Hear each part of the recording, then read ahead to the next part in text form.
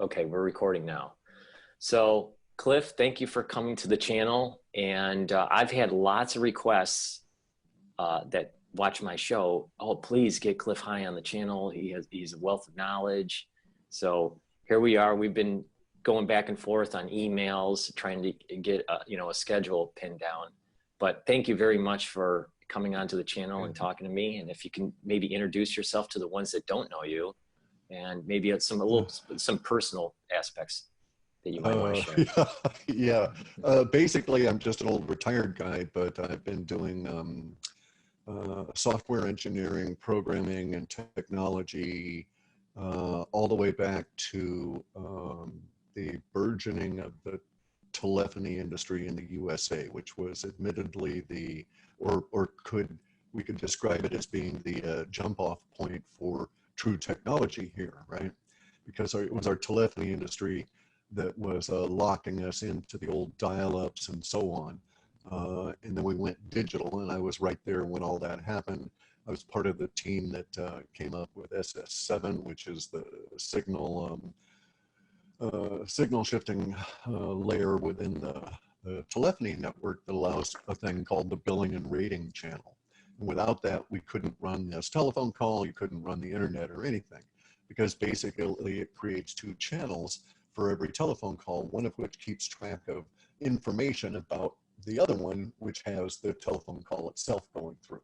So you know the duration, which hops it made, all of the details. The metadata layer about the telephone call allows the UDP layer, the MAC layer, and all the things that support the internet as we know it.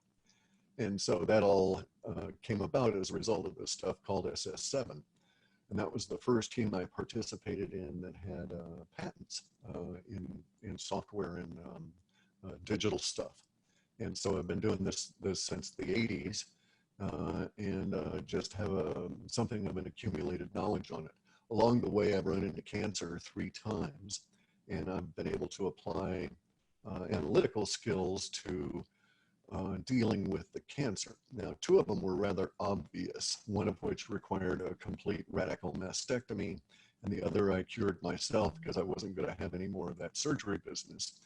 And it was a big giant skin cancer on the top of my head. And I cured that with some extracts of a particular kind of a relative of the eggplant that comes from Australia. They put it in this product called Curaderm, and they use it on cows over there, and it causes big lumps to drop off. And I had a dog that had a lumpy kind of a skin cancer, so I put some on there, and it caused that to drop off. So when it came time for me to decide, let this physician's assistant with short, pudgy little fingers and shaky hands excise a big area out of my scalp, or try cow stuff, I thought, I'll try the cow stuff. And within a week, it was gone. So when I went back to the doctor's office, they were like really irritated, because they were all set to bill me for, the physician's assistant and 3 other people to assist in removing a palm-sized area out of the top of my scalp, and it wasn't there. And I just went back to get confirmation that it was indeed cancerous, because indeed they'd done a biopsy and it was. So, so I knew that was gone. But in any event, so as a result of the 3rd cancer was one of these. They used to be. Well, I don't want to say used to be. They're still very typical. Okay, our cancer rates have not changed. If you look at it statistically, the creation of the scoping techniques down either part of the alimentary canal, coloscopies or trachea examinations for cancer, have not reduced the amount of deaths from cancer, and there's been no bloom of cancer discovery. All right, so it turns out that when you go and have a colonoscopy, there's a statistical, validated by insurance companies now since 1979, there's a statistical likelihood that the operator will find at between 2 and 11 precancerous polyps that are removed. And in no way does that alter that person's relationship with the potential for colon cancer.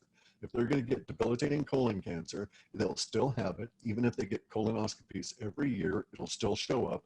It's simply an additional risk in this. And at a statistical level, it hasn't reduced death from colon cancer, nor has it reduced, nor was there a bloom, a discovery bloom of colon cancers at large levels in lots of people as a result of colonoscopies. It just didn't happen.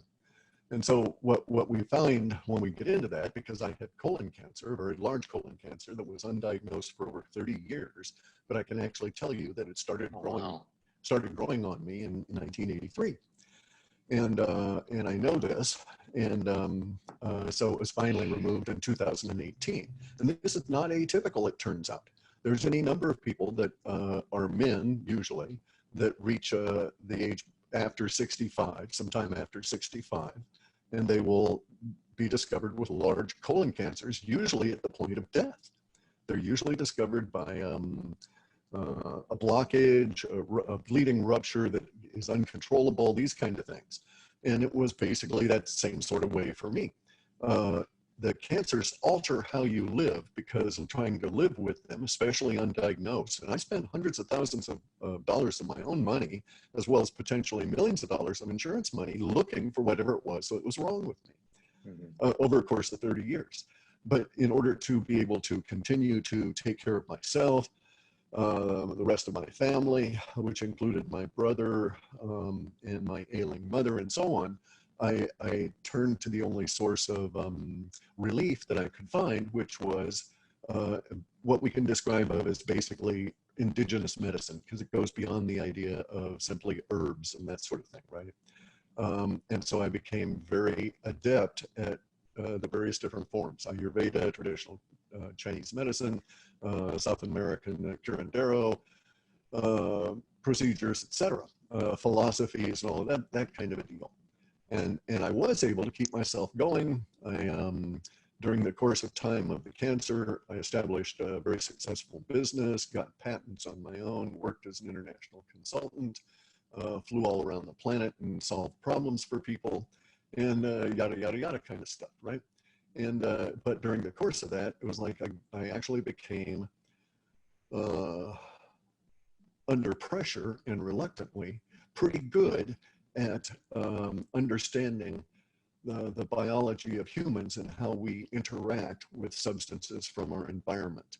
So what we can think of really as all medicines, not allopathic chemicals, but all medicines, and I have a bigger definition for that, really are epigenetic triggers, okay? Because it's only the body that ever heals itself, and we provide substances to signal those parts of the body to trigger for healing when we can become consciously aware that there's a need for that.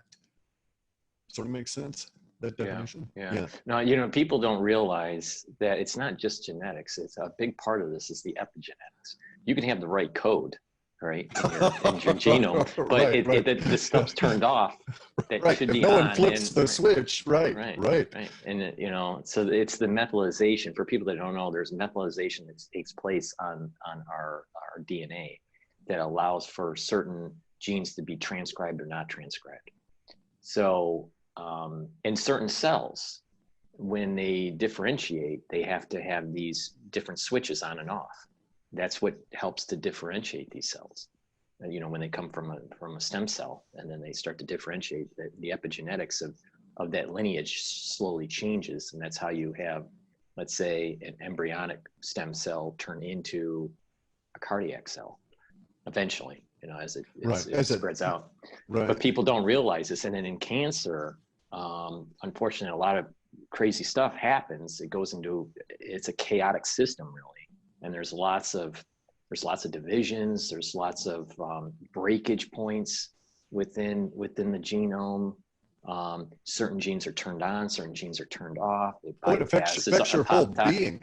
Yeah. No, it was stripping calcium from me,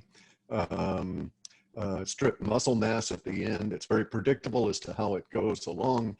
From a metadata level, I presented 9 times to physicians out of maybe 40 or 50 times in the last few years, where I had, 7 out of the 11 you know, critical kinds of symptoms for cancer, and it was just missed. But it all, and I didn't pick up on it at the time in these last years because it alters your thinking, right? It truly alters your consciousness. Your relationship of your consciousness to your body is strained. And as I got closer and closer to death, which occurred for me on July 13th, Friday the 13th, 2018, in the course of a 40-mile hospital or ride to the hospital with an obstruction in the bowel and a cancerous mass that was 5 centimeters by 5 centimeters by 4 centimeters thick. So as big as my palm and nearly 2 inches thick. At that point, it dawned on me in those you know, let's say the final few hours that how my thinking had been affected because I was actually sort of coming out of some parts of that. And I knew that I would end up with relief that day. Either there would be some solution or I would be dead. And either way, that was fine with me. The solution, both were adequate solutions to the problem because the amount of pain and all of this kind of stuff and the way that that actually twists your thinking. But it's more than that because it alters the biochemistry of the mind. Very difficult time to keep your mental faculties aligned the way you might want to.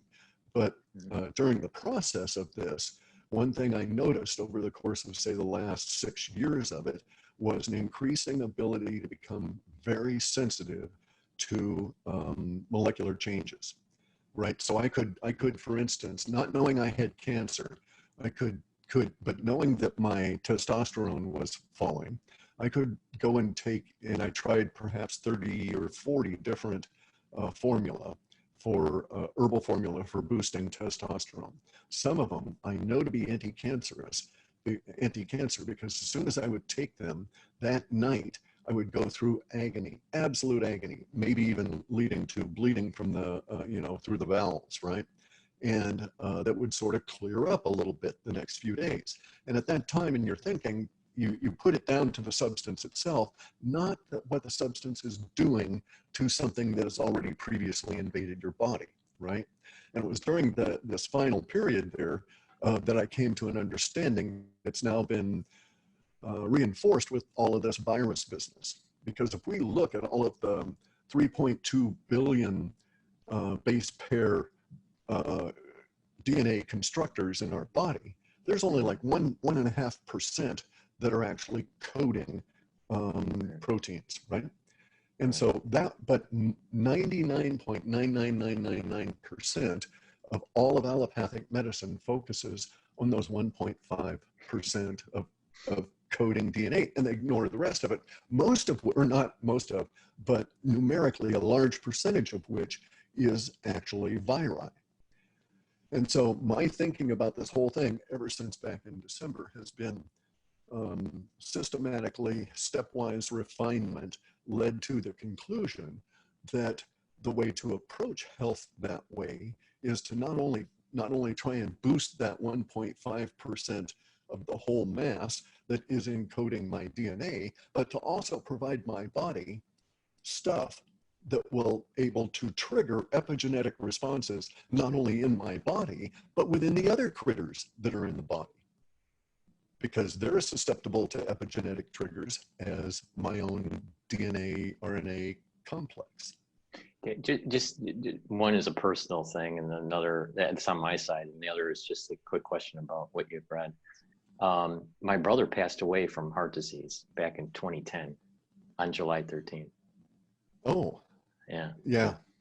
No, it says, and he what it was is it runs on my mother's side. So a lot of the males pass away between 35 to 45 if they fall in the risk, you know, category, the high carbohydrate, right. You know, problem there. So my brother was drinking a lot of pop, like a 2-liter pop, yeah. and, you know, he was eating, you know, a lot of, you know, white bread, and, you know, it was just huge carbohydrates, sugars and so on. And it just it gets the inflammation. Your insulin level spikes. You get the inflammation, then it's starting to deposit some fat that's in your bloodstream, and it's creating the plaques. So a lot of people think, oh, you need to just reduce your cholesterol. No, you need to reduce your inflammation. Yeah. It's the inflammation that does the depositing. And also the So understanding of the numerics that are provided by allopathic medicine are frequently very wrong. So I had yeah, and every time I get checked now, I have very high cholesterol, but you need cholesterol to make the appropriate amount of vitamin D. exactly. Yeah, And yeah, my father used to work for AstraZeneca. He retired from AstraZeneca. So, he was a drug salesman. And, he has slight high blood pressure, nothing like what was happening on my mother's side. But he's been taking Crestor for the last 15 years. And I've noticed in the last 6 months that he's not thinking as sharply as he yeah, used to. yeah. My dog passed away in 2014, I think. He still thought my dog was alive. I have a new dog, but I mean, he Sure. still thought my original dog was still alive. And I was like, Dad, I mean, Puglet died That's a long the time ago. right. That's that aspect they call sundowning. Okay, the inability to connect to time or to connect memories appropriately to time in Yeah. relation to the present now. It's very complex. My mother went through it in the last 3 or 4 years of her life with Alzheimer's. Um, there are things you can do about it, and there's the Well, I'm trying to corporate. convince him to get off of the Crestor. That's for one, because that's just like the other Lipitors and all of those, Right. and it leads to the fissuring in the brain. And the repair for that appears to be peptides in the form of, I'm trying to think, seralutin and or endolutin, which are Russian peptides that are specific for passing the triple B barrier and getting in and helping the brain to repair. And they've actually shown promise in filling in, so to speak, causing the fissures of the brain to be vacated, not by actually putting material in there, but actually plumping up the rest of the brain. So that there are some things you can do. See, I got really good about this because my brother was a total paranoid schizophrenic and died at a young age, 2008. And basically it was up to me to take care of him, my wife. So all these different people have had different conditions, and I became something of a I mean, biology never really appealed to me that much. I was an oceanographer at one point, going that path, right? Physical I always oceanography, wanted, when I chemical. was a little kid, I wanted to be a marine biologist. This Yeah, was like oh, when it's I was cool as hell. yeah, Yeah, yeah, yeah, yeah. yeah. Yeah. Not a lot of money in it, but It's, at the moment. But yeah, it's fascinating. Jacques Cousteau was the one that turned me on to biology, really, and Yeah, then, in the ocean yeah. with this, looking at the different, species that are in the ocean. I mean, it was just fascinating. It's the biology is really cool. I can see why Earth would be attractive to other kinds of species. It's because of the plethora of life forms Yeah. here.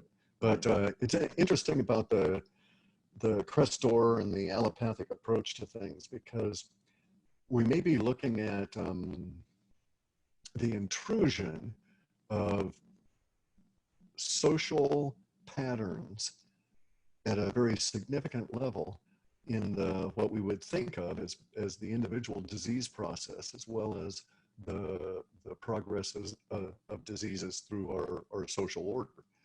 Because in essence, these days it's like, well, what if you had a disease that showed up and it seemed to be specific to patterns, like cruise ships. People who didn't go on cruise ships didn't get the disease. Like, what was it before? There was a virus that they used to have in the cruise ship vents. I can't think of the name of it at the moment. It was a rhinovirus, I think. Well, I know that a few years ago there Oh, was legionnaires, Legionnaire's disease. Yeah. right? A retrovirus, right? And so you're really not at risk of exposure of that. It's not a disease per se of the environment. It's a disease of specific environments. And if you happen to have lifestyle qualifiers, like you went to cruise ships or you worked in office buildings with these large style, ventilation systems, then you were susceptible to this disease. And so but people that didn't weren't, and it didn't transmit very well outside of those environments. There's actually a curious connection to the COVID thing as well, because early in the process in Wuhan, there was this and also the thought process flipped over to Hong Kong.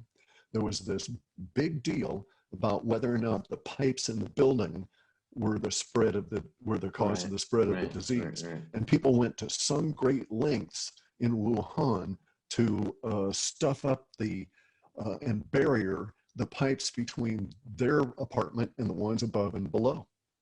And they may well have been correct, because there's always a sweat layer. And that sweat layer, of course, undoubtedly transmitted virus. Right, right. Quick question. Did you ever have the opportunity to read, or maybe I'd like to know what's your opinion of Christopher Hitchens? Because I find Christopher Hitchens actually pretty interesting as a philosopher and how he articulates the argument, even though I may not agree with some of the things that he was with it, but the way he's articulating the argument is very interesting. And his debating skills is just phenomenal. Superb. But he passed away from cancer. It was esophageal cancer, which ran in the family, but it was exacerbated with his drinking. Right. And smoking. But he dies from esophageal cancer, and right before he's passing away, he's writing a book called Mortality. Did you ever happen to read that book? It's a fascinating book about individuals going through cancer, and you can see his style of writing where he kind of roughs out each chapter, and then he goes back and tries to fill in the detail. But what's weird is that as you're getting closer and closer to the end of the book, it's only 6 chapters. As you're getting closer and closer to the end of the book, the last 2 chapters, you can almost see that his body is starting to deteriorate because he hasn't filled in the detail. And it's almost like he's slowly drifting away. Right. And it's a very powerful book for people that are going through, a very serious illness to read. Yeah. Another one is Solzhenitsyn's Cancer Ward. Okay, because he came out of that testicular cancer, and in there he called that same thing, which I adopted it. It was a process of setting down the bucket. Okay, and it comes to this idea that when they were in the cancer ward there in Siberia, they had to participate in the chores. And so they would do the mopping and this kind of thing, right? And as the illness took him over, he had to let go of things. He had to shed things in his mind because there was less energy for him to be able to do that. And one of them was remembering where he had set down the bucket. And so he then discovered, as part of the process of the disease and the trigger for the disease, and what let him know he was actually curing himself from the disease with this process he undertook, was that he could, when he got into the disease part, he suddenly dawned on him that, he can't bother to remember where he set the bucket. He'll just have to go and look for it each time. And so, it took a lot of time and trouble, but it was much less time and trouble shuffling his body around to look for the bucket than trying to remember where he had last put it. And yet that being able to remember where everything was in his life was a key element of who he was prior to getting into the disease, right? Very much like Hitchens and his writing ability. And so in the process here, Solzhenitsyn goes on, he does this, goes through this process of a cure, or treatment, whatever you want to say. And he notices that he's coming back to the world because one day he knew right where to go. He didn't have to try and shuffle around for the bucket. He remembered where he had put it. And from that day on, the rest of his book changes because it's, the descent down, the descent into hell, and then the recovery of the hero's journey out from that point as he discovers that he can remember once again, and it doesn't take him that effort. And I went through that. As I was going through the cancer in the last few years, I've gotten used in the last 6 years to having 3 hours a day I could devote to work. And then maybe I could bumble through 4 or 5 hours a day, keeping the household going. My wife being mobility challenged and unable to help much, right? And so, and then it got really acute, and I lost my ability at work to do all of the necessary maintenance on all of my code and software and stuff, and I just let it go. And so for the last year or so, I didn't maintain my system, and it gradually, everything got skewed off technically because of this other technical issue. And I never bothered to try and recover it or repair it from there because I did not have the energy, because it was down to like maybe an hour and a half a day I could devote to work, and maybe 2 or 3 hours a day to the keeping of the house going. And then the rest of the day, basically to sheer exhaustion and mental incapacity to think your way out of the exhaustion. And so that was the biggest robbery, was the stealing of the mind. And I fully understand what he went through in those last days. I'm determined not to go out that way. It's interesting, you know, how the complex systems, no matter what you're looking at, either, you know, New York City, which is a complex system, the human body, or whatever, the ocean, how entropy, the relationship to entropy is. And when you have to put energy in to keep it organized. But there is a point where things can get disorganized very quickly, and it just drifts off into, you don't have the energy to recover. Correct. Right. Correct. Like you know how the human body, you know, it has to maintain ATP, but if it doesn't maintain ATP, lots of other processes start to break down. Right. Yeah, Brain. exactly. Yeah. Exactly. Yeah. That goes first. You know, 25% of all of that whole process is devoted to keeping the brain fired just at basic levels. So yeah. You know, It's really interesting. It's a nice metaphor, or a paradigm for approaching things. That's because I look at the body as a complex system, not necessarily 100% my own, so to speak, right? In the sense that I have a virome and a biome that are in me. They need to cooperate. They need to be there and be healthy. But it's not like I can order them around or do something to massage, or it's not like our systems are set up to massage their actions the way that our systems are set up to try and massage the actions of the liver or the spleen or something along those lines in order to create an effect. We don't actually try to do that. We try and kill off the microvitae rather than make them do our will. Right. You know, we're research out there is just starting in quote mainstream research about understanding the biome. I would think that the homeopathics were a little bit more leading in this regard, you know, understanding that probiotics, prebiotics, you know, are very important in the metabolism. People think, oh, all germs are bad. Well, no, not all germs are bad. You know, you need germs, you know, in your body for you to live. And we probably have more germs than cells, you know, quote human cells, you know, and they all, there's a symbiotic relationship between this microbiome that we have on the body and our metabolism. And if it's not in the right proportion, and if it's not in the right areas of the body at the right time, then you're not going to have proper health, and you start going down a disease path. Right. And also there's the other aspect of it as well. And that is that it is our unfortunate state as thinking animals that we react both socially and inappropriately to thought.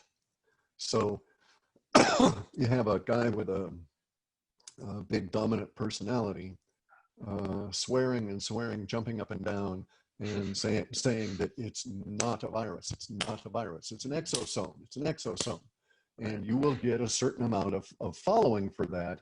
If a critical mass of that following comes along, then all of science can flip, perhaps inappropriately, and simply because of a thought process, not because of necessarily of anything that's evidence-based or even pragmatically proven to be practical. Have you researched anything about Smith modernization of 2012? Yeah. A little bit. Yeah. See, my concern here is what's going on for this particular crisis, this pandemic that we're in, is that there is forced misinformation that's going on to try to divide, quote, the alternative, the alternative movement that we're seeing on YouTube and these social platforms, where it's like free thought, we're asking a lot of questions, but there just seems to be characters that are coming in, and they're targeting specific cohorts of individuals on YouTube, and they launch their ideas on like Richie from Boston, which is like, you know, the flat earther, you know, Sure, and sure. you know, and then all of a sudden Dr. Kaufman comes in, gets on Richie from Boston, and says viruses don't exist. And so Yeah, now you yeah, have 800,000 people yeah. that I was are gonna say, tell attacking. that to tomato Yeah, plants. yeah, Yeah, yeah. yeah, I yeah, mean, yeah, it's like any farmer can tell you that yeah, yeah, viruses exist, yeah. you know. So I mean, but you know, it's just weird. And Well, the no, it's not. background Okay. that Dr. Kaufman has, you would think that he would have been at least exposed a little bit to germ theory to get through Right. medical school. You know? No, he's a psychiatrist, which means Yeah. basically they try and ignore anything about the body because they're convinced that their paradigm is correct. They worship as their god this fellow that was a cocaine and morphine addict and died of Right, cancer right, of the esophagus from smoking 33 cigars a day, and his name was Sigismund Shlomo Freud.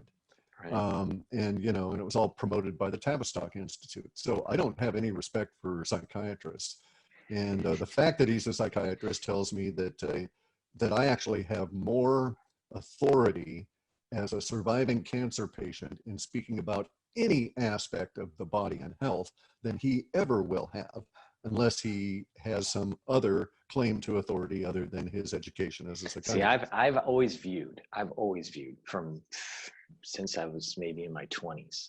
I'm 47 now, but ever since I was in my 20s, I've always viewed that people that have gone through cancer as the experts Yeah. because they intimately know what it means. You know, people can read about cancer, people can study, you know, cancer in the lab, but you don't really know it unless you're in it. You know what I Right. mean? Until And you it's die like, of it. Right. you Right. And know, yeah. Yeah. Yeah. No, and it's just like with anything. Once until you get on the mat with it, you just don't know. Right. right, It's right. a what is it? There's in theory, there's no difference between theory and practice, but in practice, there sure as fuck is. So Right, yeah. right, But hey, right, exactly. let's get back to the Uh, whole flat earthers for a second, okay? yeah, yeah. Because here's something I found out. In the process of the last 5 months or 6 months of my poking at reality, I apparently poked on some people that I should not have relative to social media and stuff, and I got a lot more dissonance and blowback coming my way than in previous years. And so I've had run-ins before with, you know, um, Twitter and these kind of things, but I've never ever been put in any kind of a Twitter jail. Because I was a linguist, I was always very careful. I knew which words to use, which ones not to, how to phrase it, etc. I never had any problems, never kicked off or any of that. And then I start getting involved with calling or describing the situation a specific way, and there's all kinds of problems. Now, I run my own servers, always have, right? And so as a result of which, I got my own email server. I know it intimately. I know what's going on with it. I know its DNS flow and the traffic flow and all of this sort of thing. And I've been hit over the course of this period of time with a number of attacks that I can prove came from China Mm, via very specific routers, some of which actually end up coming up through VPNs on the East Coast of the US. But in any event, I noticed that some of these identifying IP origination addresses have been included in the in the source of new support for such channels as Richie from Boston, really? yeah, as JSNIP4, as David Wilcock, and I suspect it's the CCP. And what I suspect they're doing, because I know of one company alone that has 10,000 sliced IPs. So they've got IP addresses in clusters that are slicing for 10,000 workstations. And so off of a T1 trunk line, okay? Big telephone line, basically Hmm. allowing them to get 10,000 people high bandwidth. And so they're a troll organization. And I know this organization is Chinese, it's owned by the Chinese, it's run out of China. You can tell where it's coming from in the telephony backbone. And lots of these guys are providing supporting positions and supporting comments and upvoting and all of this, all across all sorts of social media, Twitter, YouTube, Instagram, you know, you name it. Anywhere there's an interaction or a comment to be made, these guys are doing it, and they're scattering them all over such channels as Richie from Boston. And I think all they're doing is simply trying to promote anything that might, they're throwing spaghetti at the wall to see which color is going to stick, and then they'll throw more energy at that one, right? Right. It's they're trying to divert attention. They're trying to divide the consensus within this alternative world that we're living in and on YouTube.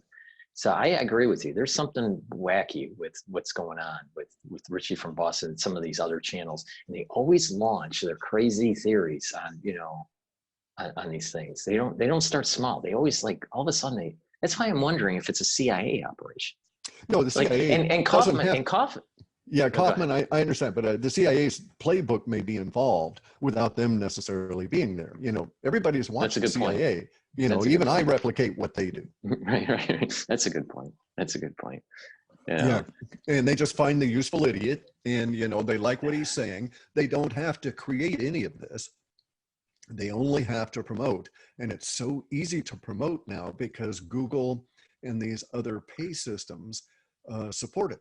So they actually can support your channel through simple view farms and super chats.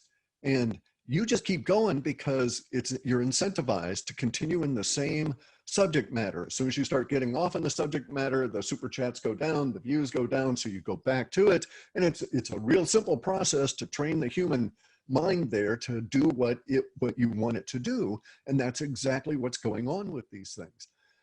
So you find a tendency to concentrate on the message that they want to support.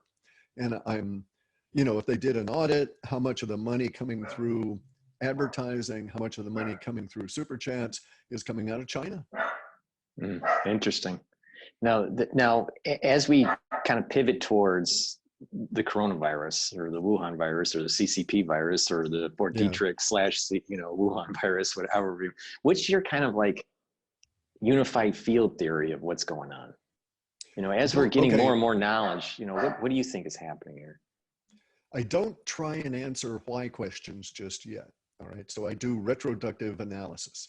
That's like what the police might use. They find the body, so they know there's been a crime. And then they try and find out how it was done, who might have had an opportunity, who might have had a motive, who might have had the means. And then basically you use that and you work your way backward. I came into this at the beginning of the crime. Okay, I came into it when I was basically looking at the body dead in Wuhan, with the principal players showing up and staring at the body. What date did you start it? I started on January 25th.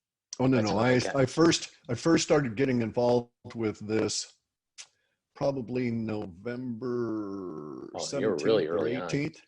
Yeah, November 17th or 18th. See, okay, because of my computer background, I do a lot of my computing on the deep web, all right? And I was trying to do some experiments because my mind is now sharp again.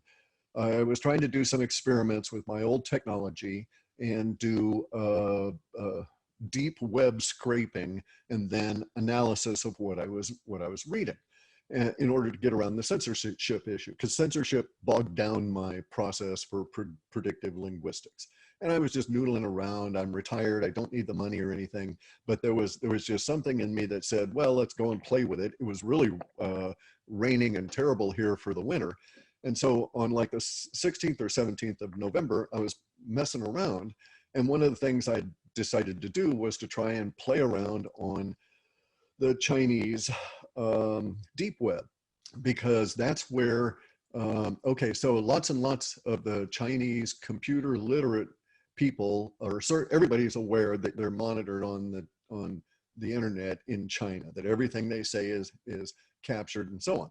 But a lot of people there know how to use Tor, the onion router, and how to put stuff out on the deep web. And they do that because, though, if you're careful about it, it's not easily able to be tracked back, if ever. And a lot of them are aware of it. They think it is reasonably safe. So they actually have a Chinese deep web that proportionally was perhaps as great in daily postings as North America non-commercial internet. Okay, so people in China, there were so many of them posting on the deep web that it equaled how much all Americans posted online every day.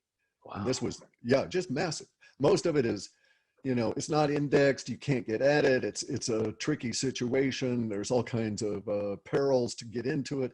But I was down there looking at data and stuff, and I came across these reports that were just really puzzling because I couldn't figure them out. And I'm intrigued by the outliers, being in the woo-woo business all these years, right?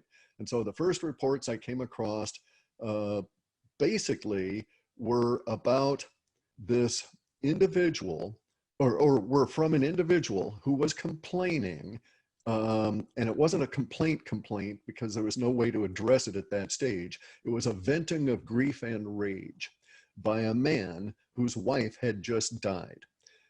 She had died because he could no longer afford to pay for this ECMO machine, or Mm. EMCO, whatever it is, right? The outside the body oxygenating machine, right? That's the ECMO. ECMO. ECMO. Okay. And so here he was in a hospital in China, in Wuhan, and his wife had died because he couldn't afford to pay for it. Now, this was my first interaction with Chinese form of socialized universal healthcare. I didn't know they had to pay for stuff as they went along, right? So I was kind of shocked, and I learned a whole lot in this little article.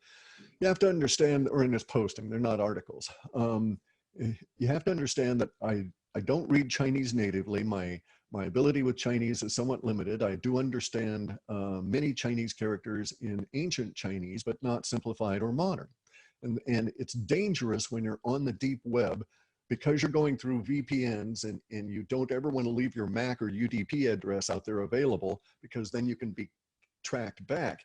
You can't do things like easily, like do a screen capture and take it over to Google Translate, right? Because when you do that, the transfer to the Google Translate, the bringing up of the JavaScript swaps things at a core level within the software that then exposes your machine to anybody with the acumen to be able to get at it the next time you go back on the deep web, right? And you're doing it second by second. So you got to be really tricky about it. So it's tedious beyond understanding.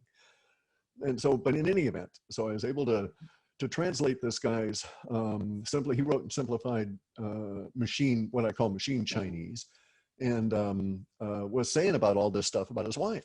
It was a horrid story. I mean, it just left you weeping. It was just terrible. And it told me so much, but I didn't understand at that day what it was that had caused the situation, but I was quite intrigued, because the way that this guy reported it, it wasn't like he was there alone with his wife, like I might be here with my wife in an otherwise healthy society, because just the few hints that he was describing about what was going on in the hospital, about the chaos with the doctors, about fighting to get the machine, and how he had to say, well, she's pregnant, you've got to do it, and so on. And how it literally had bankrupted him, his parents, and all their cousins, just paying for it for the 18 days she had been on it. And I thought, holy crap, 18 days on anything in a medical facility is outrageous these days, right? And that's when I started becoming alarmed. And then it just went on. And then over the rest of November, I was sort of noodling around with other stuff, because I didn't think there was, and then around the 9th of December was when I knew absolutely that I needed to get my act together, but I needed confirmation before I could tell anybody, because there was no point in me screaming my head off about bioweapon if indeed it was going to be contained to China, right? If they were going to get a handle on it. But I knew on the 9th, when Xi Jinping made this weird speech, that they knew that there was a bioweapon out. And then I'd seen in between, I'd seen all these weird reactions, okay, on the deep web. So like in the latter part of November, so I don't remember the date, it was hectic.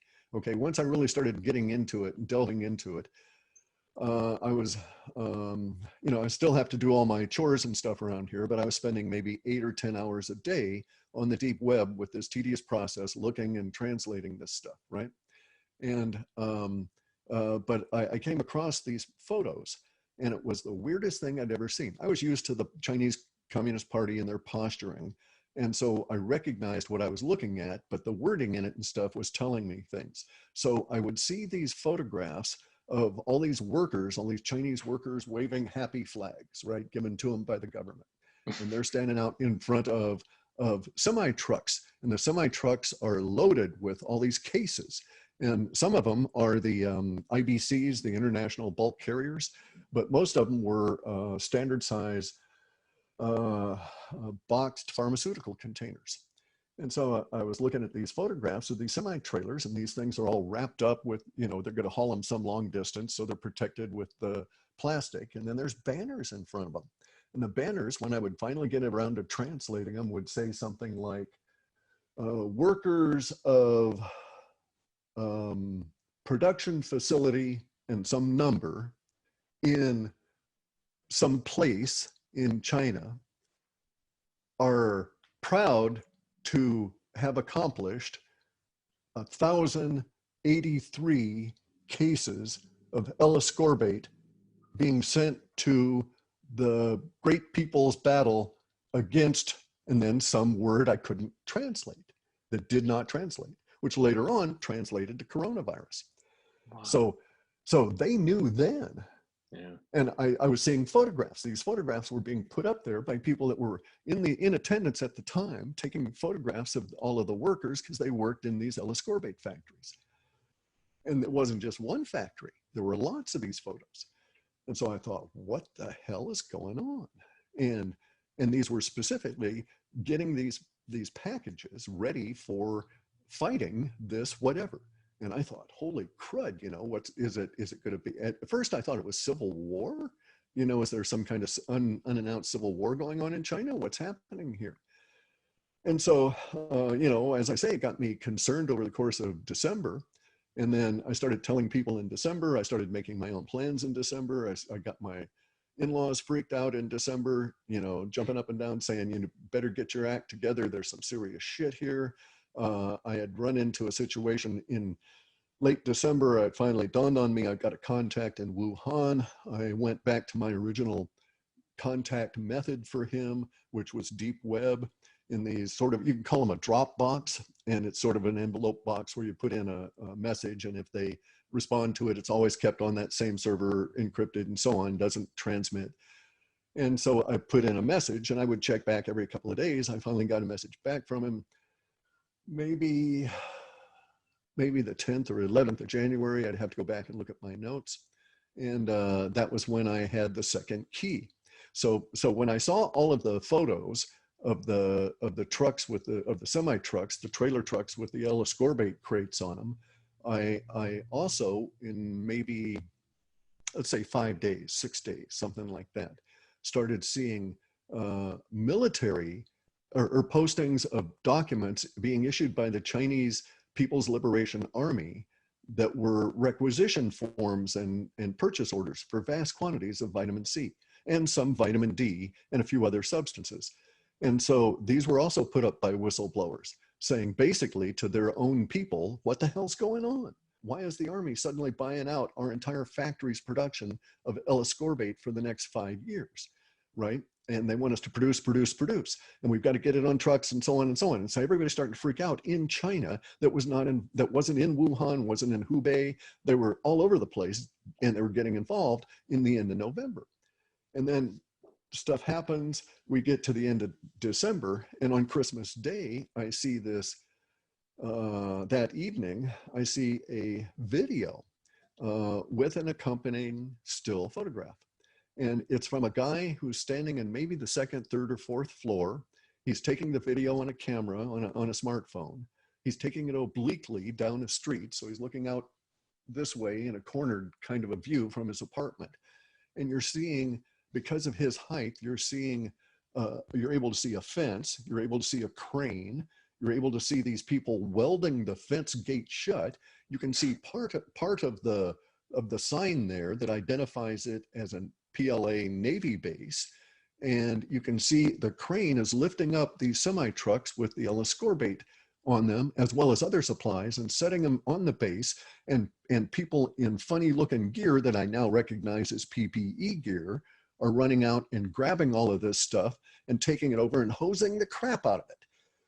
And so, and I didn't know what was going on. And then later on, maybe in January, I rewatched that video and saw, because it was still available, and saw way in the background there was a submarine. And so, or what I take to be a submarine sitting next, floating next to a dock, right? The bulbous, depreciating shape of the stern of a submarine, and what I thought was a fin. So anyway, at that point, of course, in early January, I'm majorly freaked out. I'm starting to say bioweapon was released because it had been confirmed to me that my initial supposition that had been confirmed in December was true, that the Chinese had a bioweapon release. They knew it was a bioweapon at the time it was released. And this explains Kaufman, by the way. We can divert to him real quick. One of Kaufman's, in fact, Kaufman's only only reality hinge for his theory is the only peg he's got for this is that the Chinese didn't have, in his mind, quote, enough time to have discovered the virus, purified it in order to be able to sequence it, in order to be able to make a test for it within the timeline as it lays out. That's his entire reality hinge if you read through all of his stuff. Right. And he's saying it could not have happened. Ergo, he says, they just grabbed something and decided that was the virus. And what they grabbed was an exosome. This is his supposition. And he's not using retroduction here, because he is correct. Under the normal circumstances, they could not have had enough time to get to that point of making a test. But they didn't have to, because they knew exactly it was a bioweapon and it had escaped from a lab. So they had it sequenced. And there's lots of literature that goes all the way back, to 2008 or before, that shows on how this was slowly being developed, at least at the scientific level, and then it bifurcates into a weapons program. Once they realized the gain of function that they were able to achieve in the lab. And then no. Hey, no. It splits earlier. It splits earlier than that. It splits a year. What year do you think it splits? I thought it was around 2014, 2015. Okay, I would have said early 2014. And the reason that I would say that is because at that point, right up to that point, there was a series of articles by these, what I think of as the usual suspects, okay? These Chinese and non-Chinese authors putting out papers on their research on horseshoe bats. Right. And then, and then one group of them, then there's this final article that was out in like 2013. And thereafter, there's a whole series of articles, but the usual suspects drop off. They start not producing as many articles. And in fact, they don't produce anything from like 2015 onward. Okay, so they were co-opted into the weapons program. But here's the thing.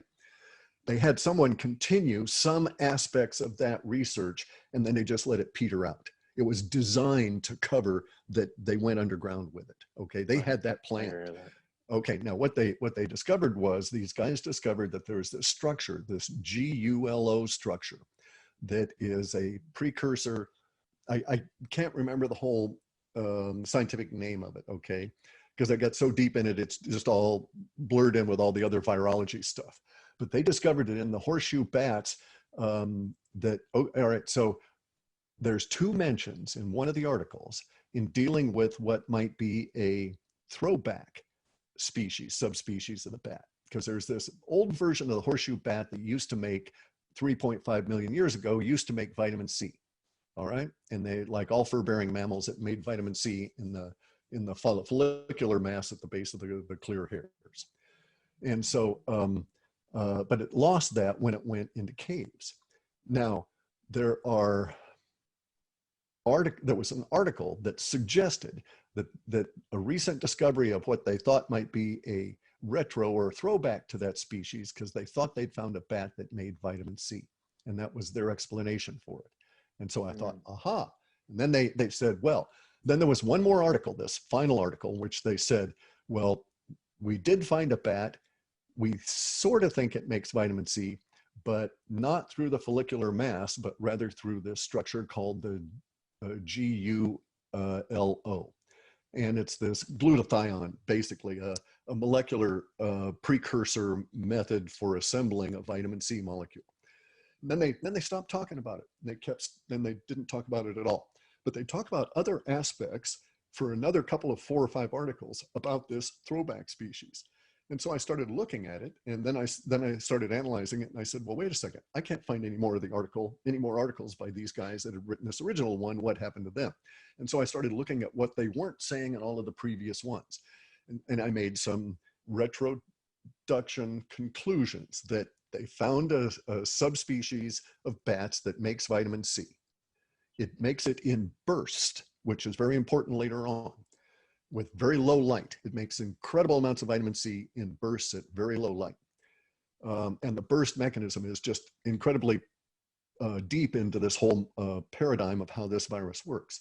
And then they found out that it makes it on demand as it needs it. It does not store it. That's why bats are thought not to make it. And probably all bats that are cave dwellers have this model, and we've never looked for it. So all bats probably make vitamin C, and we just are totally ignorant of it.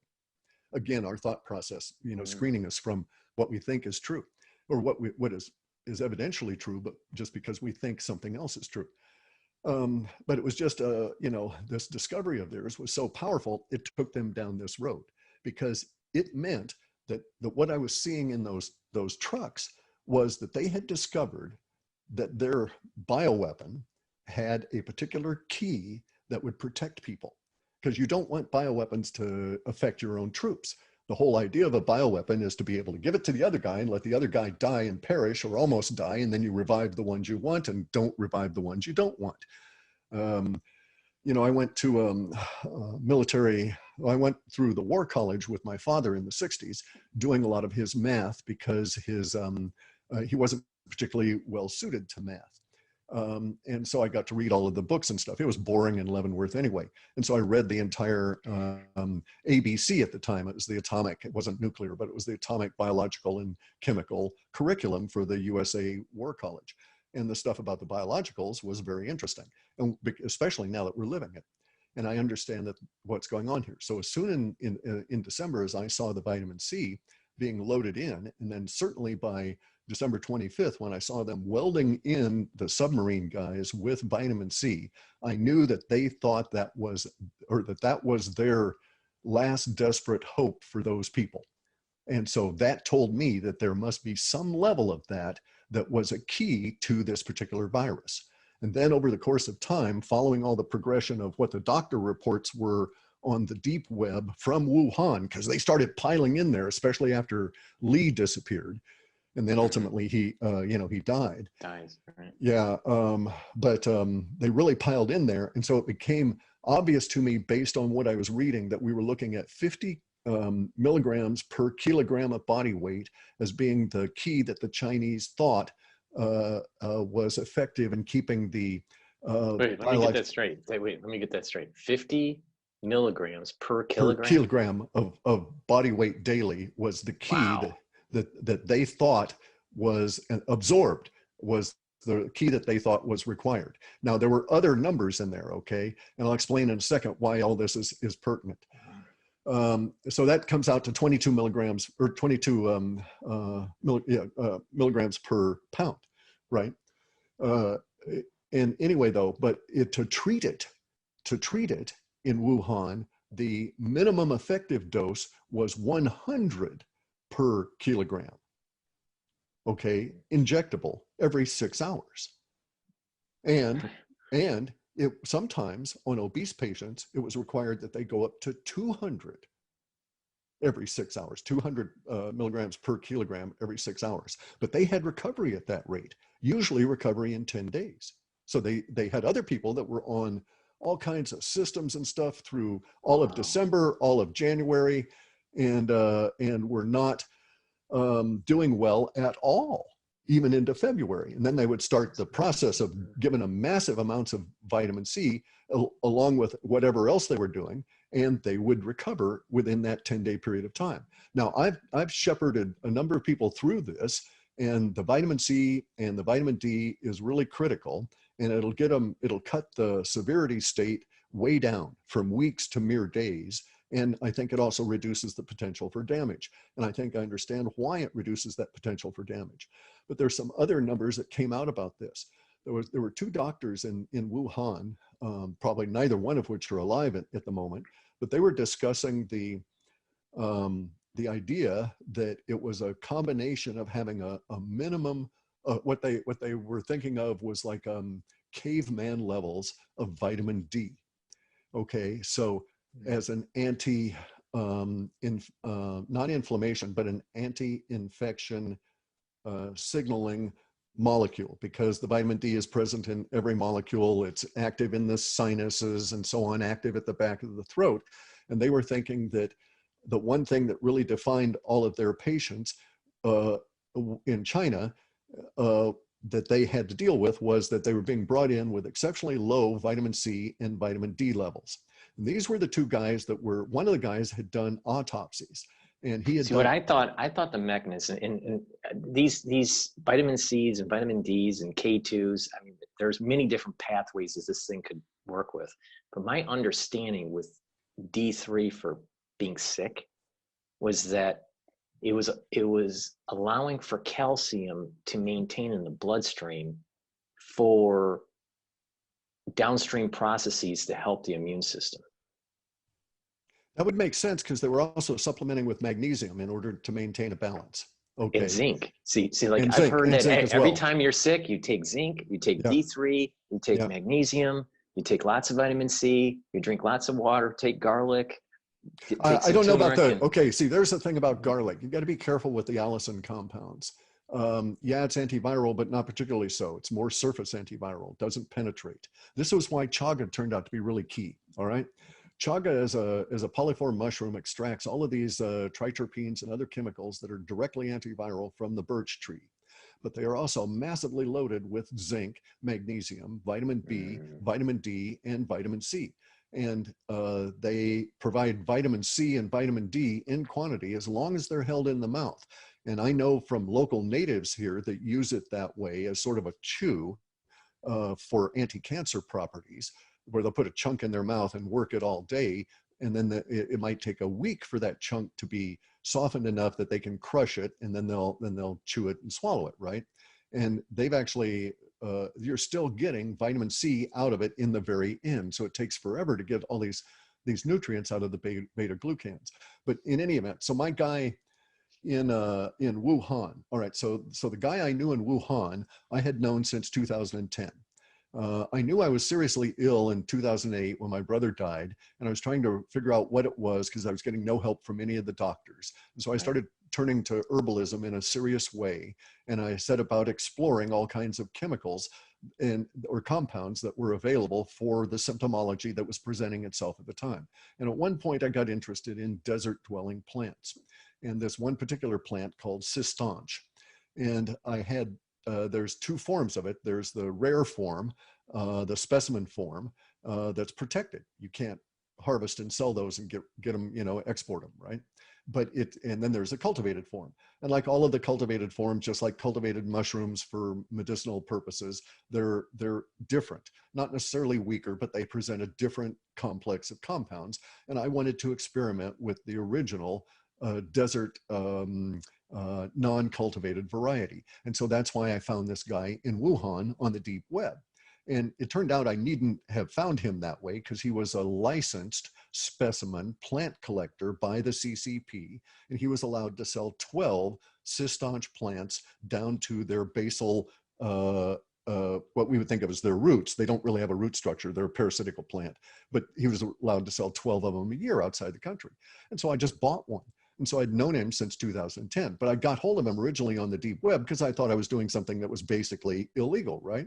Or prescribed in some way, and didn't want any trouble. And so I just bought some. We had a cordial relationship. He was a massively knowledgeable herbalist, age 69. He was a licensed to operate in the Wuhan hospitals, TCM guy. He was like, had his certificate from the Chinese government saying you can go and practice, TCM medicine in these hospitals and so on. So he was intimately involved in this. Haven't heard back from him. I've had no contact with him since January, but he told me in January, he gave me his case history. And he said it was really weird. He said he asked in that last message, could this be a bioweapon? But he said that he had 13 patients that were in the Wuhan area, that were in the constrained circle, okay, the lockdown area. He was allowed to go in and out of the lockdown area. He lived to the west of it because he was a doctor and he had these patients and he was taking them medicines and stuff. Of his 13 patients, 2 of them died. You still there? Hey, Cliff, I just lost your signal right when you said that. Cliff? Cliff? Wow, that's weird. Cliff? Cliff?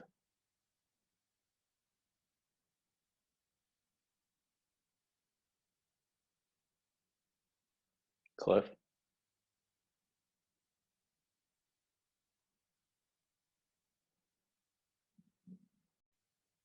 Okay, we're recording again now. But right when you were saying, oh, someone died, it just cut off. Right? Yeah. I mean, it's Well, just, see, Zoom in the Chinese servers. See, I've done these yeah. interviews. This may not go up on YouTube. No, It may not get to the we'll figure it a processing. way. We'll figure a way. Okay. But the thing is, I've had Yeah. problems because I talked to Diamond from Oppenheimer Ranch quite a bit, and Yeah. every time we say something that falls Right. into a certain It's that category, it just SS7 freezes up. layer. Right. It's Yeah, the SS7 layer because it allows them to monitor the conversation in real time. yeah, yeah. It was It's fascinating weird. working in the telcos. But anyway, let me get back to that. Okay. Okay. So it stopped right when you said they died. Okay. Okay. So you had these 2 guys that had died. They were sports players. The sports player, they may have been soccer players. They were professionals. He was treating them for something else at the time that they then got the disease. So they were his pre-existing patients, as were the other individuals. So he had 13, 2 of them passed. They were his 2 young patients. All the others were 50 and older. His 2 oldest patients, one of them was a guy he was treating for cancer, and then he was treating the guy's wife to boost her up because the guy was like 73 and she was 74, or vice versa, right? And so they were a year apart, and I can't remember which one was older, but the husband had the cancer and the wife needed to tend him. So my friend here, Joe, was providing herbal support for her systems so that she would have, the strength and so on, right? The ATP support, basically. And so of his 13 patients, the only 2 that were not being treated with chaga were the 2 that died, because he wasn't trying to treat them for any of the conditions that he thought was linked to treatment by chaga: inflammation, cancer, even bacterial. He's treating one guy for a bacterial infection. The guy was a sewer worker or something and had a gash that was just not amenable to antibiotics, and so he was going the herbalist route, and Joe was treating him with chaga internally and in a very finely ground compound form on his leg to get rid of this bacterial infection. So he had 11 people on chaga. None of them sickened and died. Especially what was remarkable was none of them, and they were all prime candidates, especially the cancer patient and his wife. And he had been dealing with them and this disease all through December, and Cho was exhausted by mid-January when he replied to me, or early January, and had said that he was tired, that everything had broken down. You couldn't get transport anywhere. Food deliveries were shut off, and he had to walk or bicycle miles. He had to leave his bicycle with the PLA at the check stand and then walk through Wuhan to get to his patients. And he had to walk all around because he had to bring them the chaga, right? And none of these people were on vitamin C. So it was at that point in January, I thought to myself, okay, so what is it about the chaga that is working against the disease? And that's when there was the big flurry about the 2 Hindu graduate students that had sequenced it and briefly brought out that they thought they saw HIV inclusion in it. Mm-hmm. And I had maybe 20 minutes or so with their sequence that they had presented on the internet. I could see the HIV inclusion. And so I thought, okay. And then I instantly went to the NCIB database, put in for chaga and HIV, and lo and behold, hits all over the place, because it's one of the most investigated substances for HIV um, uh, treatment. Okay. See, I And didn't know that. Wow, I'm okay. surprised at that. Wow, I didn't know Oh that yeah, history. and it's used in Russia and all these other places as one of the components that they give you as an HIV inhibitor because it has no side effects. There's a history of use of You know, chaga that's for interesting. thousands It's of years. interesting you say this because I came across a paper um, that was looking at terpenoids and lignoids to inhibit coronaviruses through the 3CL protease. Exactly, exactly. And, you know, and so, you know, they were looking at about 22 different compounds. So one of the compounds that's easy to get that someone could just go to a natural food store or Amazon is birch bark extract. That has a Yep. protease inhibitor capability. All right. Now, and I don't remember what number. I'd have to look what number within the paper that birch bark is, but if you could just let me know, because I'm not really familiar with chaga, that, you know, mushroom and all Oh, that. hey, What trees it's it on only the grows birch tree? on birch trees. See, Chaga has there's been used for yeah. 4,500 years that we know of, that we can Now establish in this is Siberian. I was taking chaga for 18 months prior to this because of its anti-cancer, because this that was is the thing that you get out of the Solzhenitsyn's book, The Cancer Ward. yeah. Okay, because when you go into the Siberian Cancer Ward, they in the 40s, 50s, and 60s, probably 70s and 80s as well, they would always have everybody drink chaga coffee because of it. None of the natives in Siberia who drank that ever got any kind of cancer. And so they could Does it taste recognize, good? Does it oh, it's taste good? great. The Oh, I chick? love it. I Yeah. love it. Oh, I just add chaga to my coffee. It's just great. oh wow. There's different forms Now of it. Now here's, it makes total sense now because it's the birch bark extract and the chaga. yeah, There, right. that is Well, there's the something else about that. microenvironment. Right. There's something else about that. As an herbalist, I can tell you, you can take birch bark, but not very long. It's very harsh. And for many people, it presents allergens that anybody that would be allergic to peanuts should be very careful about birch bark. Okay. Anybody that's allergic to shellfish should be very careful, because birch bark itself is what is classified in traditional Chinese medicine as extractive or harsh as a substance. Okay. So it benefits you, but you pay a price in its use. So, I mean, all these things are categorized, you know, all different ways to Sunday in various herbal traditions. But one thing that everybody as an herbalist should recognize as a practitioner is that all substances demand, even though they may give. And you want to have something that demands very little of you and gives a whole lot. And that's why the medicinal mushrooms are so good, because the medicinal mushroom concentrates all of the stuff out of the out of the birch into the chaga in a mellow form that's not harsh. I was taking chaga straight, easy 18 months before this event occurred, and thoroughly loving it because of the anti-cancer. I'm giving it to my dogs. They're very much more improved by it. The more I get into it, the more I'm in love with the stuff. The French had titled it the mushroom of longevity. The Siberians call it the immortality mushroom. It's just hugely protective and productive within the human system. One of the cool things about it is not only does it have vitamin C and all these vitamins and all the triterpenes and the lignans and so on, and it's just chock full of beta-glucan, beta-lutinic acids, but when it protects you from the COVID, it does it in like 4 or 5 different ways. So it's not only a protectant in the sense of hardening your body by giving you more vitamin C, it seems to marshal your vitamin C resources in a way that doesn't happen if it's not present. And in so doing, it's also presenting a combination of vitamin C and triterpenes available to kill the virus at the point that it tries to do the insertion. Here's the big thing about the COVID, okay, and what they learned with the bats. It's the virus, all virus work at a burst mechanism, all right? So they don't do mitosis and mitosis the way that cells do. They don't just divide and divide and divide and divide, okay? So all virus have are more mechanistic in the sense that they have all of these little chunks. And so the virus sits there and makes a little chunk, and it makes another little chunk, and it makes another little chunk, none of which are actually virons. They're simply components that will later on be assembled into a viron. And it makes all of these chunks until something tells it to start assembling the complete virus. And so this process is called a burst, because what it will do is there will be a latency period once the virus is introduced as all of these components are built, and then it has a burst of activity. And this is replicated at a macro level with the viral load that is killing the doctors and the nurses and the first responders. Because what's happening with them is that once there's a sufficient viral load, the virus attacks the cells.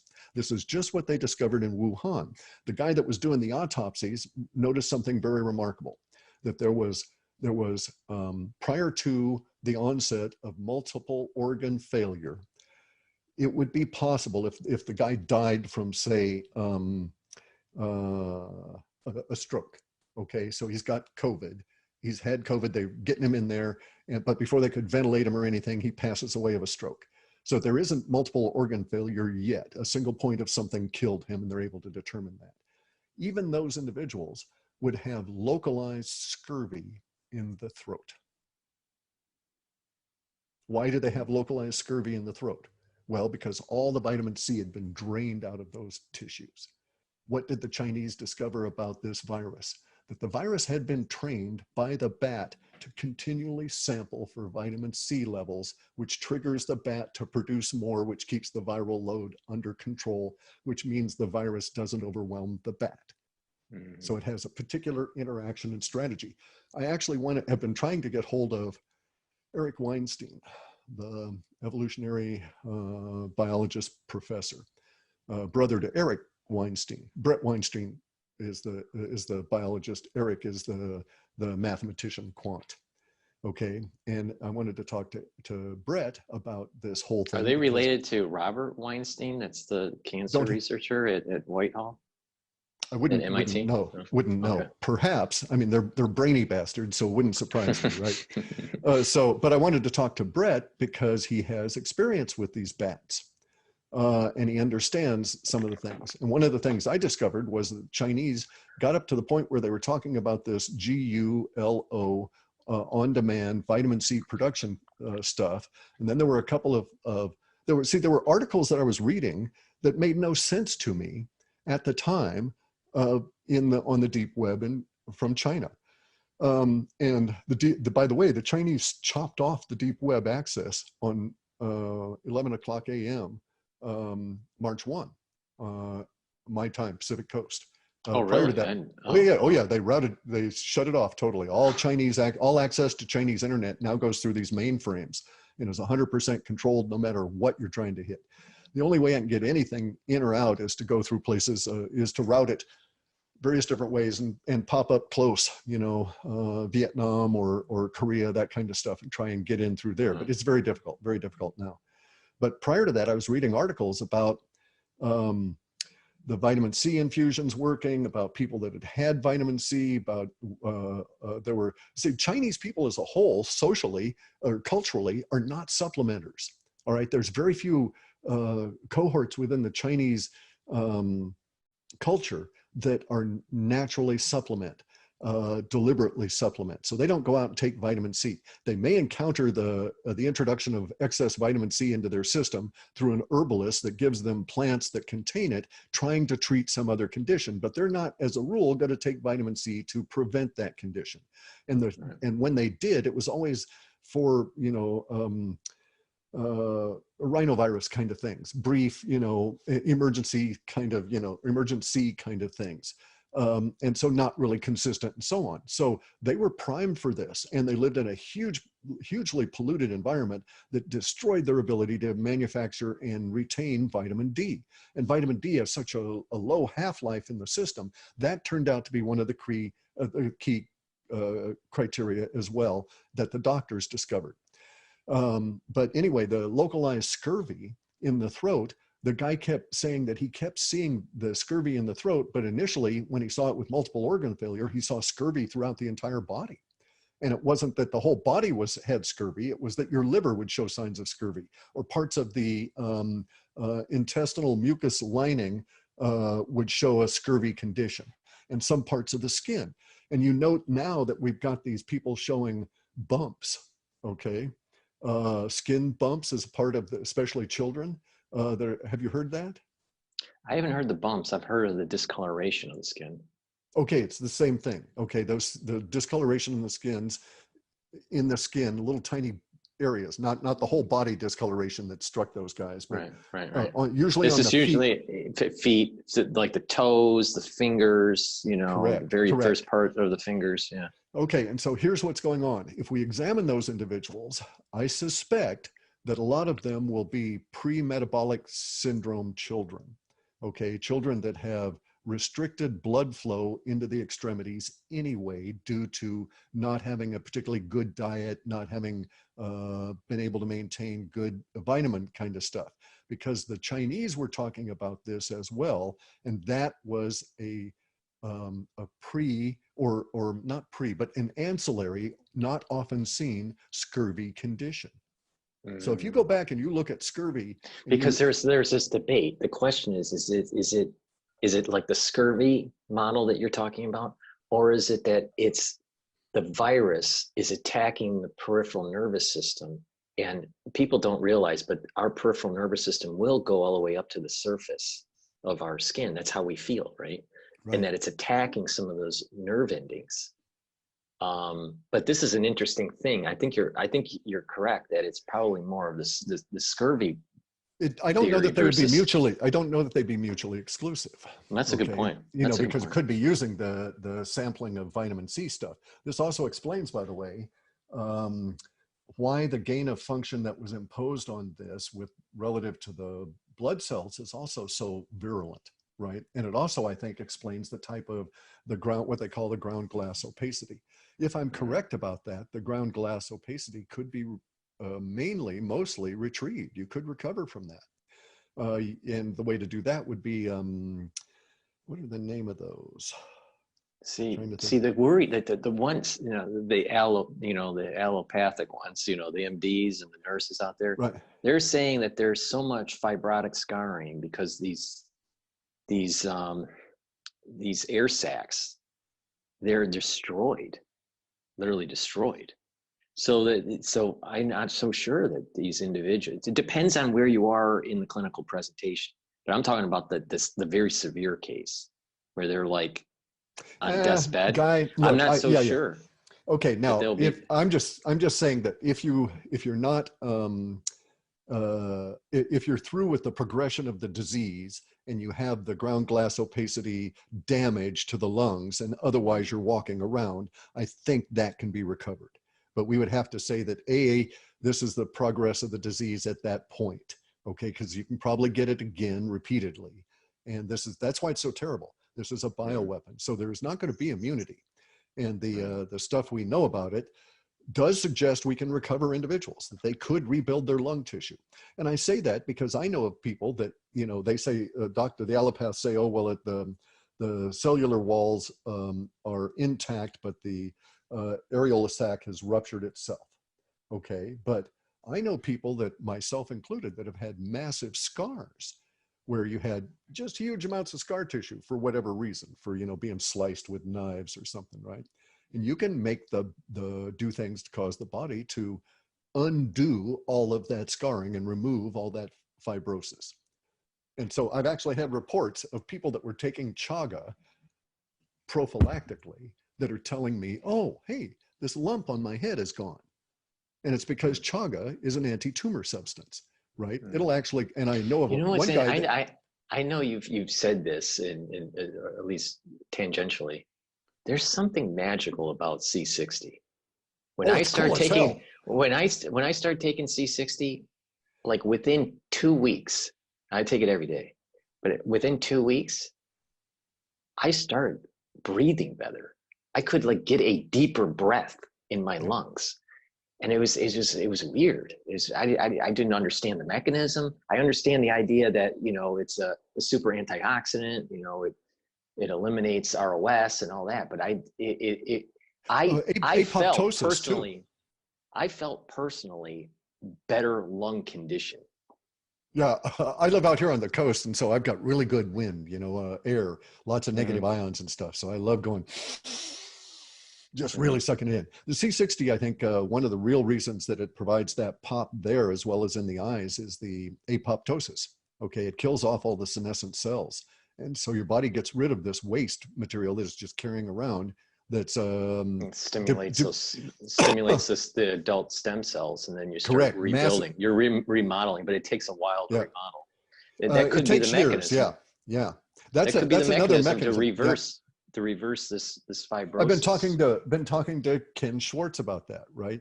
About the rebuilding and using C60.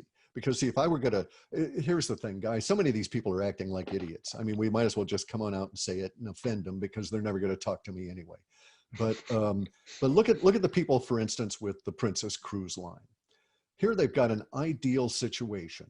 They can turn their entire business model around. And all it takes is a single thought. They've got all of their machines idle and all their people laid off and so on because their boats are all contaminated and people won't want to go on cruises. Well, all they have to do is to reconsider what they want to offer in the way of a cruise. And they could start off with a small little cruise boat somewhere and offer a recovery cruise for people that we know to have been sick with this shit, right?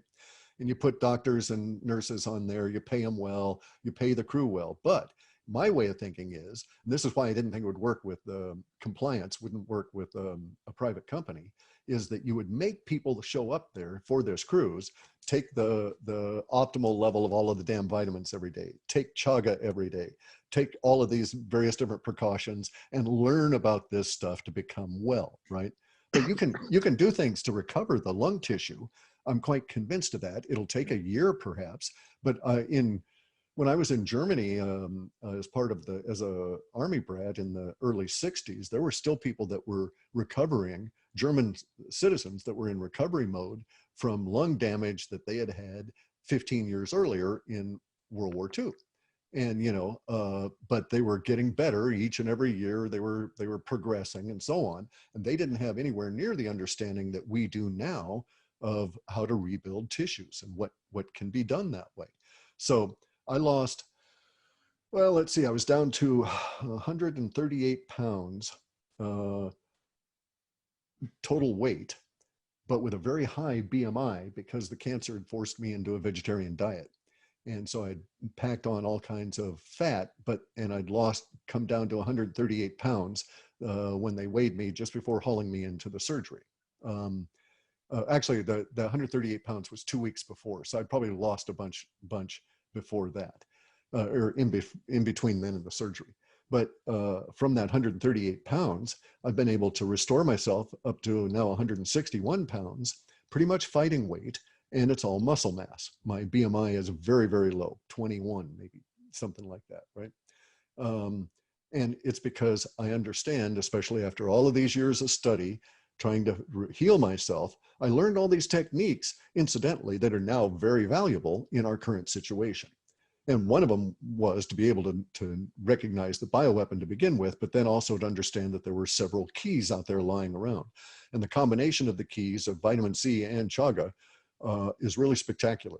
Those individuals that have had this disease at a severe state, that have talked to me via email or chat sessions or online while they were ill, in the course of when they were able, in the course of those 3 terrible days that most of them would go through, were telling me about their experience at a level that I understand and can interpret.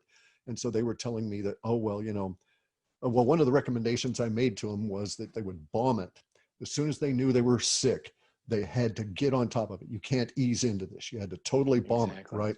Exactly. Okay, so I would have them take 40 and 50,000 units of D, and sometimes 2 and 3 of those over the course of their first few hours of this. I would have them take 2 milliliters every hour of dual extract chaga in hot water. Could be hot coffee, it didn't matter, but no sugar, can't have any carbs.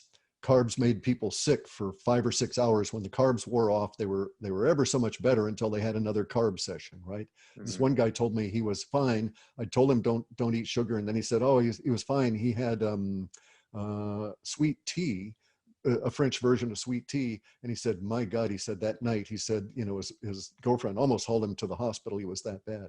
Well, But not only anyway, that, I think what happens is that insulin activates cells to bring in through the GLUT receptor glucose.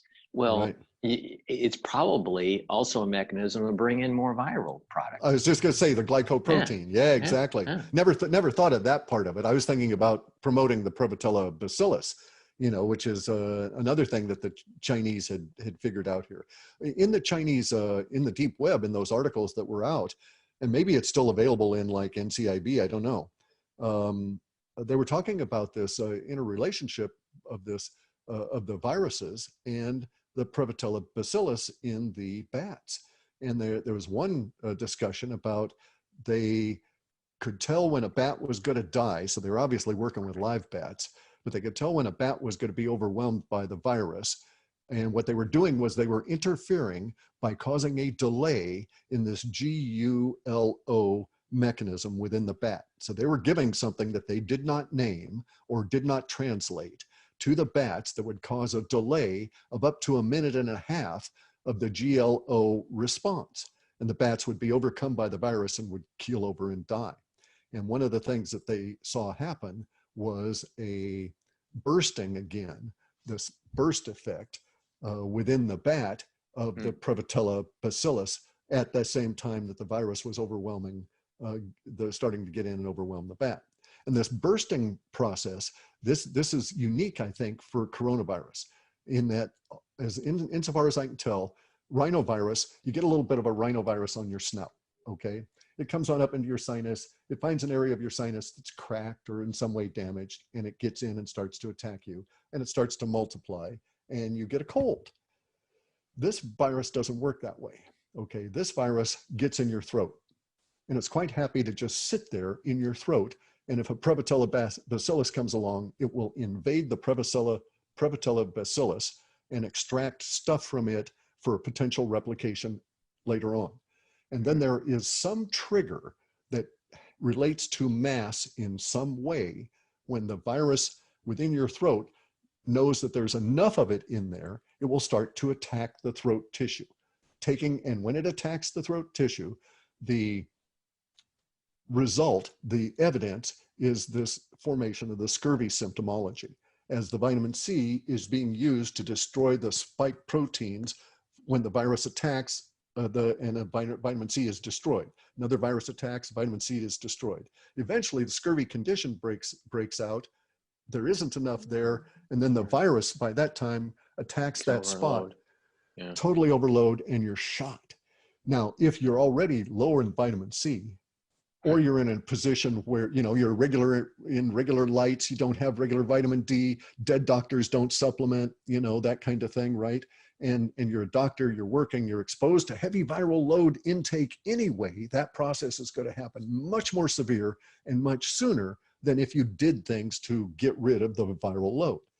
That's why I'd come up with this idea based on the strategy the bats used, where the bats were using this on-demand vitamin C production to keep the virus in check. And so my thought was, let's us figure out a way to make vitamin C lozenges that will give you the correct amount of vitamin C and vitamin D continuously over the course of an hour with mineral support, zinc and magnesium, and you'll have it continuously down your throat, preventing this virus from being able to build up the viral load that allows it to attack you. And see, you know, here's the problem with the lozenges, with most lozenges that are out there. People, you know, have a sore throat and they just put a lozenge. Yeah. You know, it has the fructose in it. Yeah, well, it has the fructose in it. That too, yeah. You can't have that. You can't have any of that sugar in there.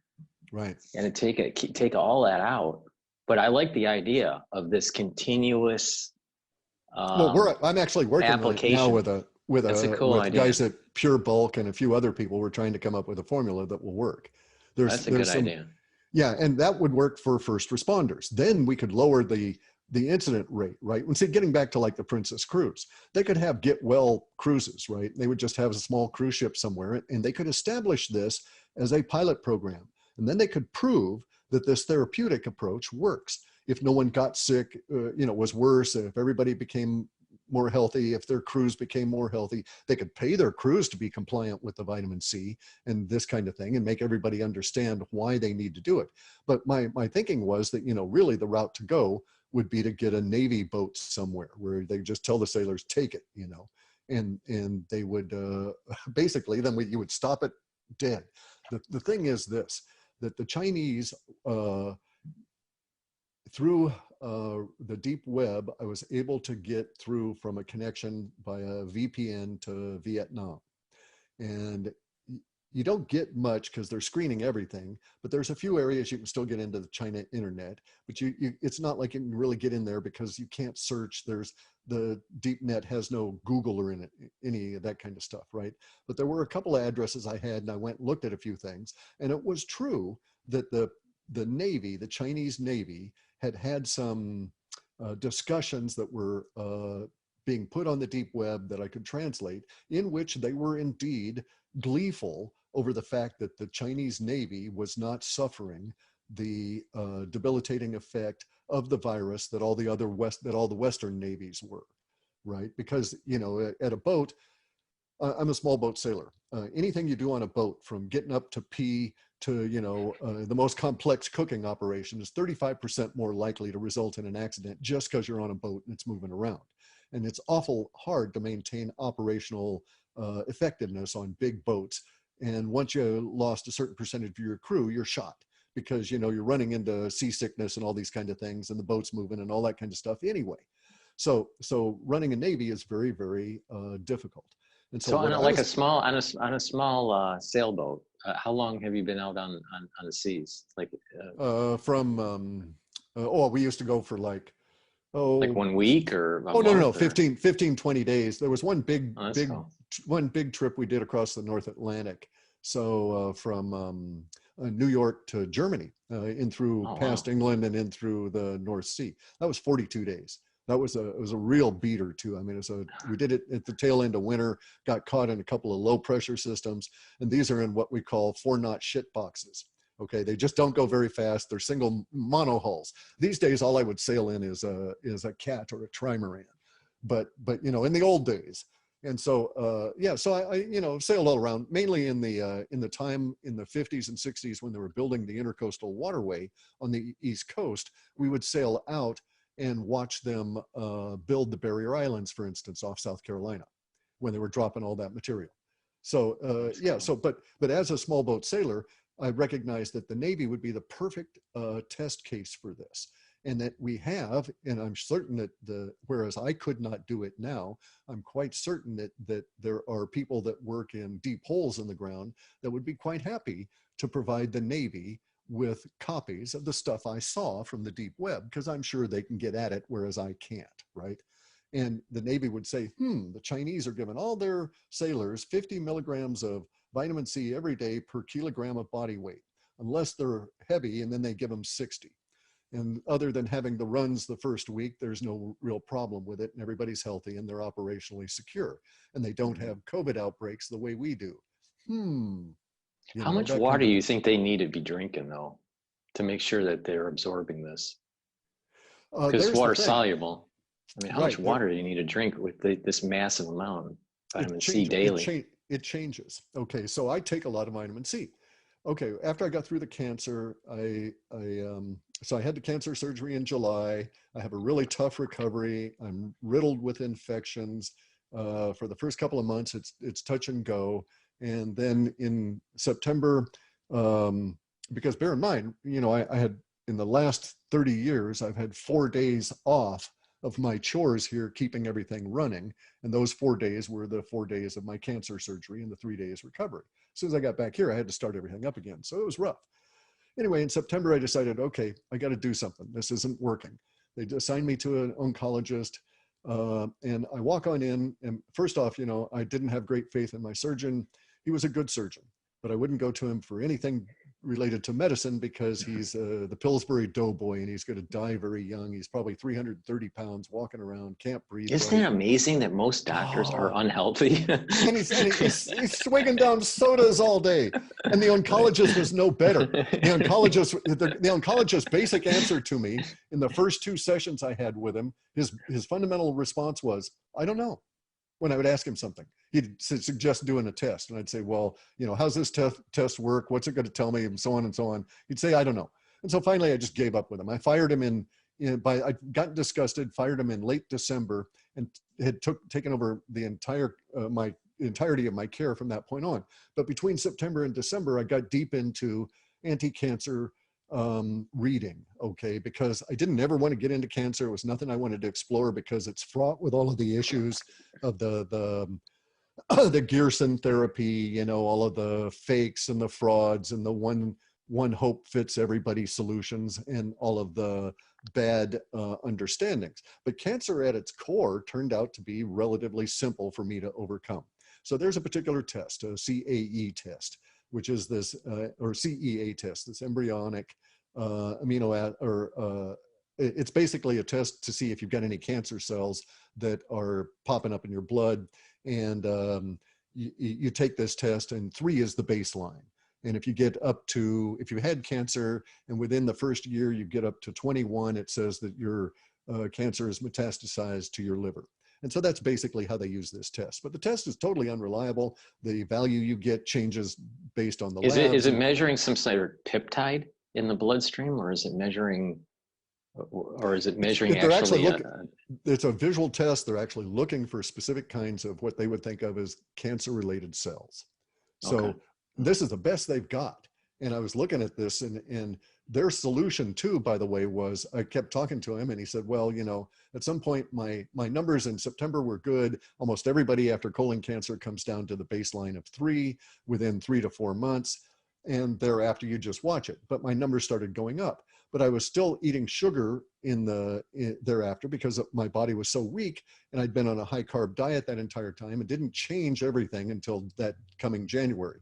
It took me a few months to read about all of this and understand what was going on, plus get my mind back. That was a big issue, right? I did a lot of herbal processes during that period of time, even though I was very weak and even though they pushed me close to the edge, in order to recover my mind so that I could think about these things appropriately. Once that started occurring, then things really started popping in. During that period of time, I got deep into Linus Pauling, the electron bond book. His quantum mechanics book is shit, but I also read everything he ever wrote about vitamin C. And then I discovered, you know, he lives into his 90s, all of his critics die, and he's got 2 Nobel Prizes. So anybody that tells you that you don't live long taking vitamin C, demonstrably it wasn't true for him. So I wanted to see if it was not also going to be also true for me. So I started taking a lot of vitamin C. And at that point, you know, I started feeling better. And so I thought, well, there's demonstrable evidence for me that this is going to work. And I plunged into it.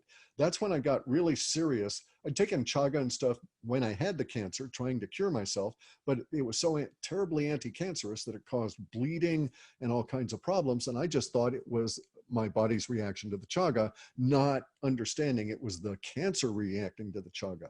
And if I'd taken I think we froze. Still there? No, I'm okay, here. Okay. I'm here. Anyway, though, if I'd taken the chaga long enough, I might have experienced the ability to pass the lump. I've talked to a native guy here in the Ponderai area, a different tribe than is local here, that actually had colon cancer and had just kept chaga in his mouth constantly for about 2 years and passed a cancerous mass.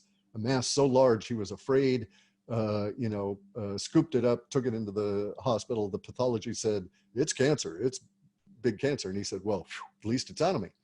But so anyway, though, so I'd been taking chaga intermittently. And then once I understood what was going on, I started rereading the cancer ward. The depressive part of having the cancer, your mind, you don't want to think about anything. And then trying to think about things that are negative bring you down into a deep place because you don't have the serotonin, and all of these other things are all interrelated. So it's unlikely, it was just very unusual that I had the key, the life force to plunge into the cancer ward while I had cancer, because it's such a huge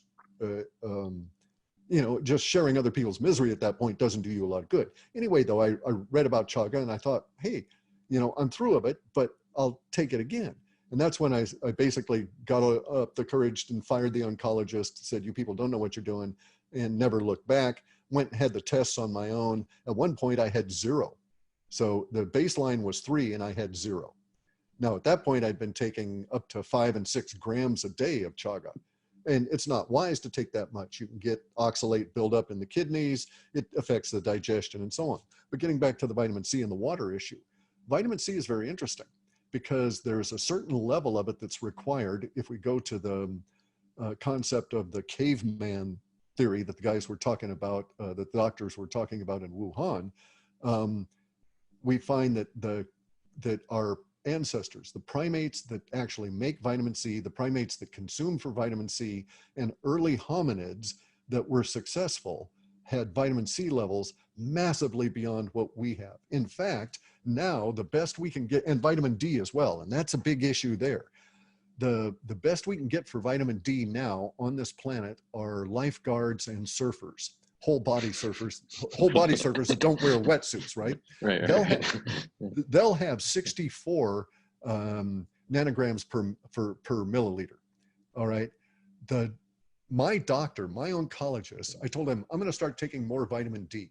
I was reading about all of this stuff and it's starting to freak him out. This is back in like December.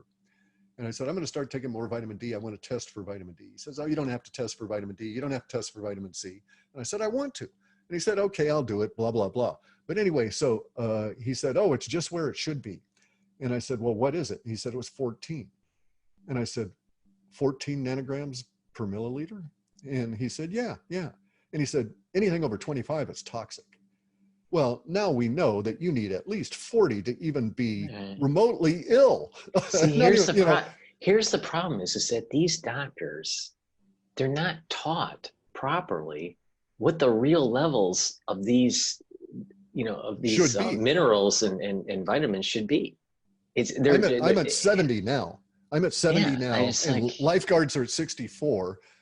Primitive cavemen and hunter-gatherers that exist on this planet now are 120, walking around with 120 nanograms per milliliter of vitamin D, and they don't get cancer and stuff.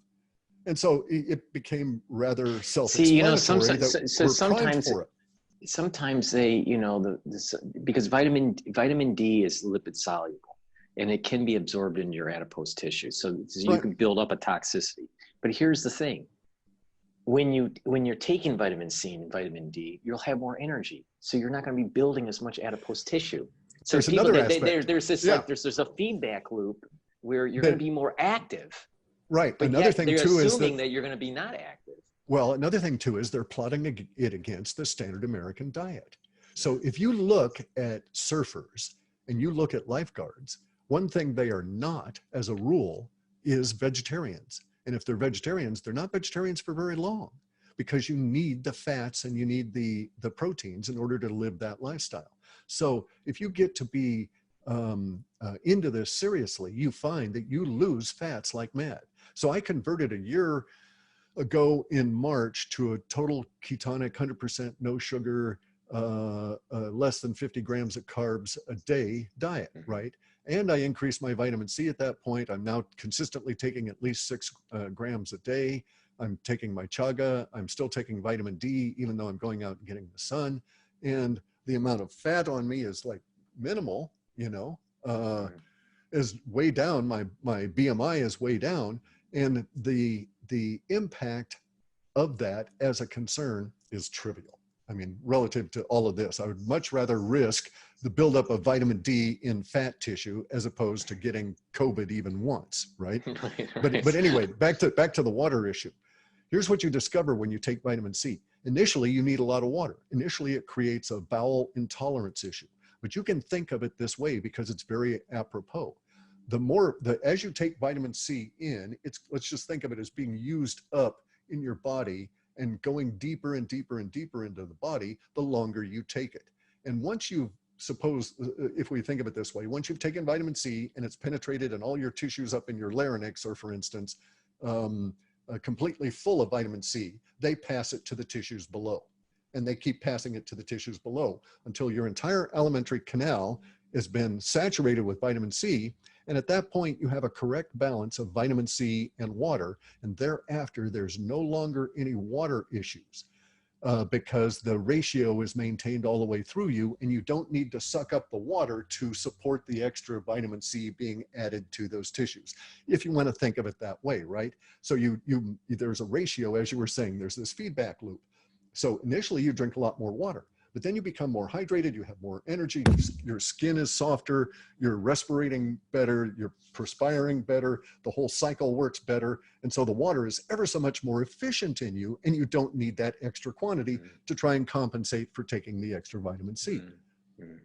So it's a very nice feedback loop. Plus, chaga is an immunomodulating substance, okay? It's an immunoregulator. You can see in all of the literature about it. If you go and look, chaga is the most studied medicinal mushroom on the planet, and it continues to be so. Thousands of studies being run at any given time on some extract from chaga. And one of the things that you'll repeatedly see in the conclusions is, blah, blah, blah, we don't know how it's doing it, but blah, blah, blah, we don't know that, but boy, it sure does do it. And, and so you keep looking, and they don't know how it's an immunoregulator, but it suppresses cytokine storms. Suppresses them to the point that they don't exist if you have enough chaga in you. And that's what these guys that were that were communicating with me when they had the severe cases of the COVID were responding to, when I would say, because I wanted to see, I didn't know if it's correct, right? Because I didn't get it. So because I'm hardened against it, I was likely not to get it. So I would have no personal experience about what it would be like to repel it. And so I was trying to gain some linguistic understanding, some emotional understanding from these people as to what it felt like to go through this, to see if my prescription was being correct. And so they would tell me that, well, the elderberry worked great. They were able to cough up stuff, so the cough became more productive. The usnea was fantastic in that regard, and the usnea provided vitamin C. Usnea felt cool to them in the fever. It provided them a coolness that floated out through their lungs, and the expectoration part of it was just the relief. The one guy said he was not able to breathe in the bottom third of his lungs, and this was the guy in France whose girlfriend was debating trying to take whether or not to take him to the hospital. But there were people dying in their hospital at that point. She didn't want to take him there, right? Anyway, though, but he said that once he got the usnea in him as an extract, he started coughing up, he said, within like 12 minutes or so. And then he said he thought he was going to die because of the violence of the cough and the stuff that came up. But he said it was like a blockage had been removed. And he was able to breathe in the lower third of his lungs thereafter. And from that point on, the rest of the night, he felt very much better. In any event, though, they're telling me that when they take the chaga, that there is a heat that comes on, even if they've got the fever, even if they've got the chills, there is a heat that comes on that is not like a fever. And that this heat, in my description of it, is actually the antiviral component of the chaga coming in and doing battle with the viral load. Because well, you know what I think that I think the heat is actually the ATP production. Could be indeed. And it's helping fight. It's fighting, finding a way and fighting the pathogen. And if cells are compromised, it'll affect it'll affect your energy production, and you'll start having less ATP. So you'll get so I think that this heat that you're talking about is the body is saying, hey, I need to do a lot of stuff to fight this. And it's going in overdrive now, and it's just creating a lot of ATP to be able to fight this. Well, it could also be creating the heat could be, I was thinking about it as being like a frustrated cytokine storm.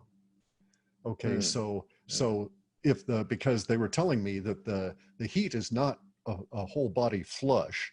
The heat was specific to those areas, to weird areas of the body. So for instance, the one guy in the Netherlands was saying that it was in his liver, and he's not a heavy drinker or anything at all, right? And he did not take my anti-COVID cocktail, which I came up with, which turned out to be very, very effective.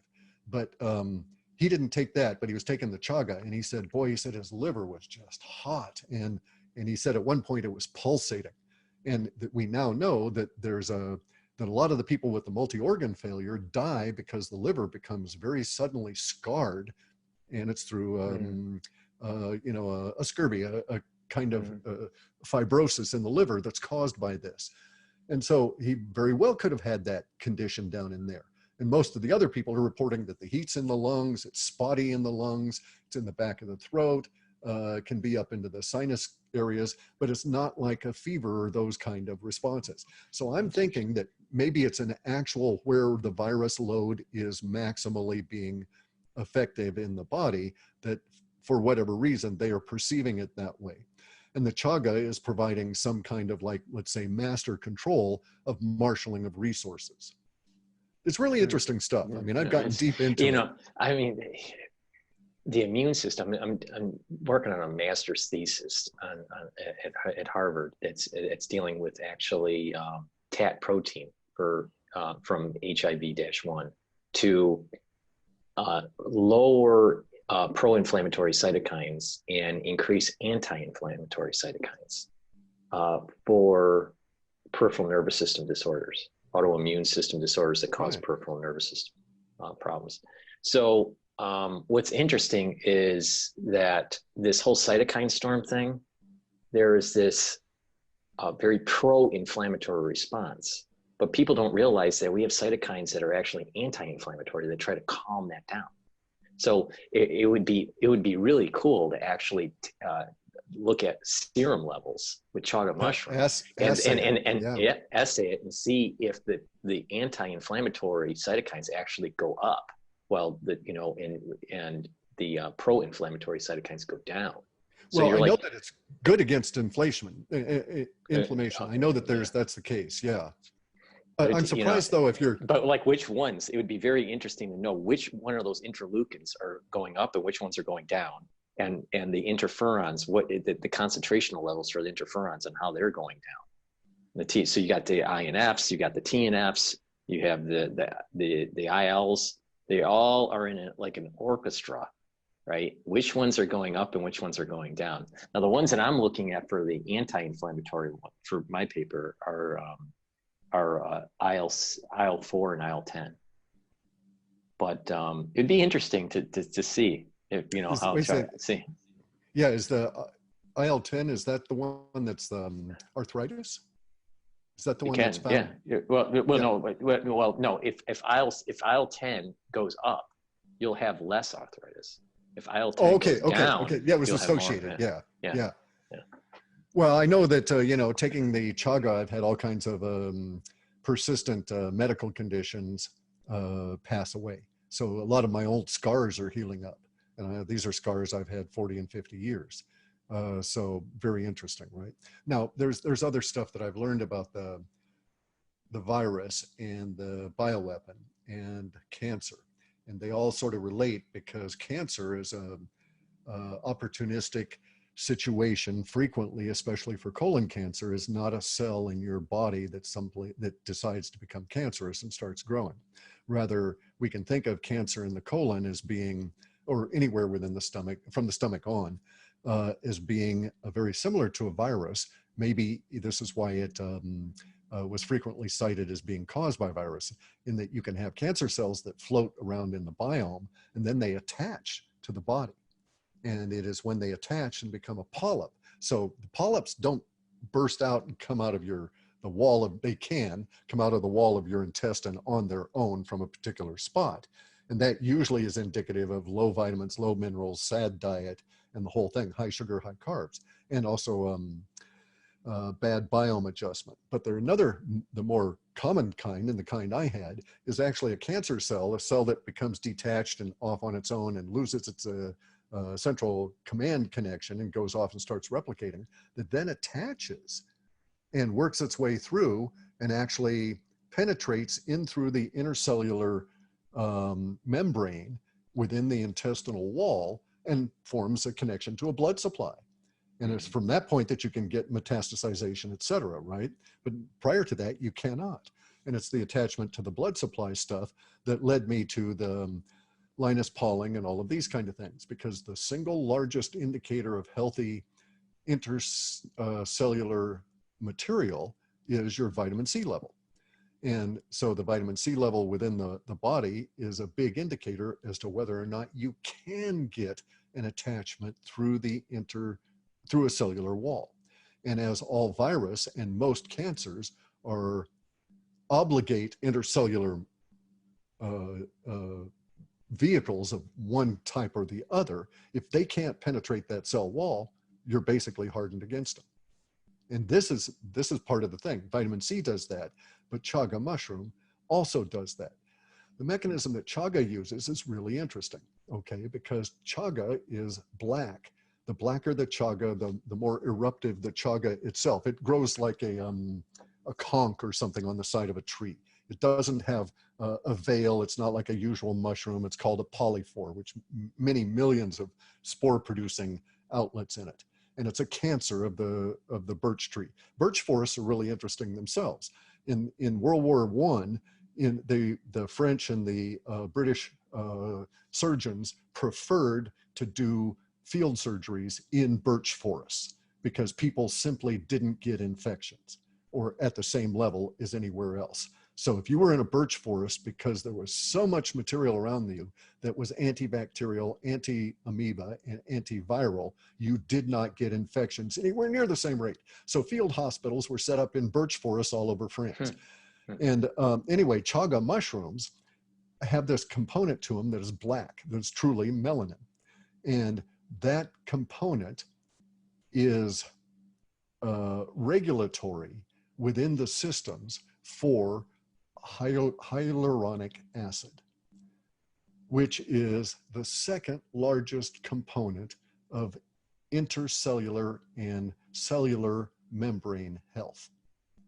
And if you have, so you can look all around the planet and you see all these weird sociological things, like certain people, don't get certain kinds of infections ever. And you see populations in Guam that never, ever, ever, ever get certain kinds of gut infections. And why is this? They have a diet rich in purple vegetables that happen to have very high hyaluronic acid.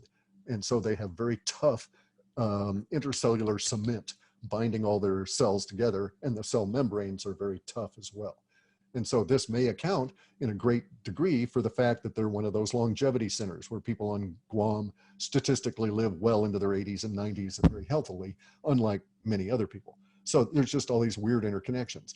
And turns out that chaga is deep into the hyaluronic acid regulation throughout the body. So I also take hyaluronic acid just to give it something to work with. And so, on those kind of things, it's like, this is going to tend to suppress the interaction with this bioweapon, which I'm certain I will encounter at some point. Well, that dovetails right into a big question I wanted to ask you. As we get out of shelter in place in New York, I live in New York City, and we're about ready to get out at maybe May 15th. Is when they'll start letting us out of shelter in place. There's going to be a lot of people that haven't contracted COVID-19 disease, but there is a worry that there's going to be some sort of reinfection or another spike in infections in New York City sometime between when we get out and October. So what would you recommend in terms of vitamin C, chaga mushroom, for people to prophylactically try to boost their immune system to try to fight this pathogen? Well, you've got to get at least 22 milligrams of vitamin C per pound of body weight absorbed. It's not that bad. Okay, if you take liposomal vitamin C, you don't have to be eating ascorbic acid all the time. And so I only have to take 6 grams of liposomal or 5 grams of liposomal vitamin C every day in order to get the vitamin C I need. With ascorbic acid, the cheaper, more easily obtained, I would have to take probably 12 to 14 grams a day. So basically, for every hour I'm awake, I would take a gram of vitamin C. That will surely flush you up. There's this process. You can go to orthomolecular.org, which is the site that was built around Linus Pauling's understanding of orthomolecular medicine, which is that your body cannot heal itself except by those chemicals already in your body. And the appropriate way to do it is to stimulate them. But anyway, they have all the metrics, and they'll tell you that it takes X amount of days to get completely flushed with vitamin C based on this body weight. whatever your body weight is, right? And so usually it's about 4 to 6 days at a level of 1 gram an hour, but you can't do that to start with because you end up with bowel tolerance hitting you.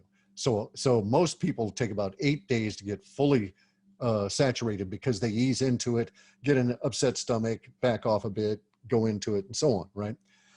But it's easier, I've discovered, to get large amounts of vitamin C in you if you also take commensurate with that large amounts of vitamin D. And so especially if you're in an apartment in New York, now I take 10,000 IU every day of vitamin D. And I'm out here on the coast. I spend at least a half an hour every day deliberately sunbathing. Yeah, that's what I'm doing. I'm doing 5,000 in the morning, 5,000 at night. I take, yeah. And it's nothing wrong taking 50,000 units. You make 125,000 units if you expose your torso to the sun for an hour, and you're a regular human, more or less, right? So at that level, we know we can create vast quantities of it. And vitamin D, our ancestors used to have it at the level of 120 nanograms per milliliter. And I had to work to get up to 70 nanograms per milliliter. And my oncologist, before I fired him, thought I was going to die the next day from vitamin D toxicity. And I'm feeling great.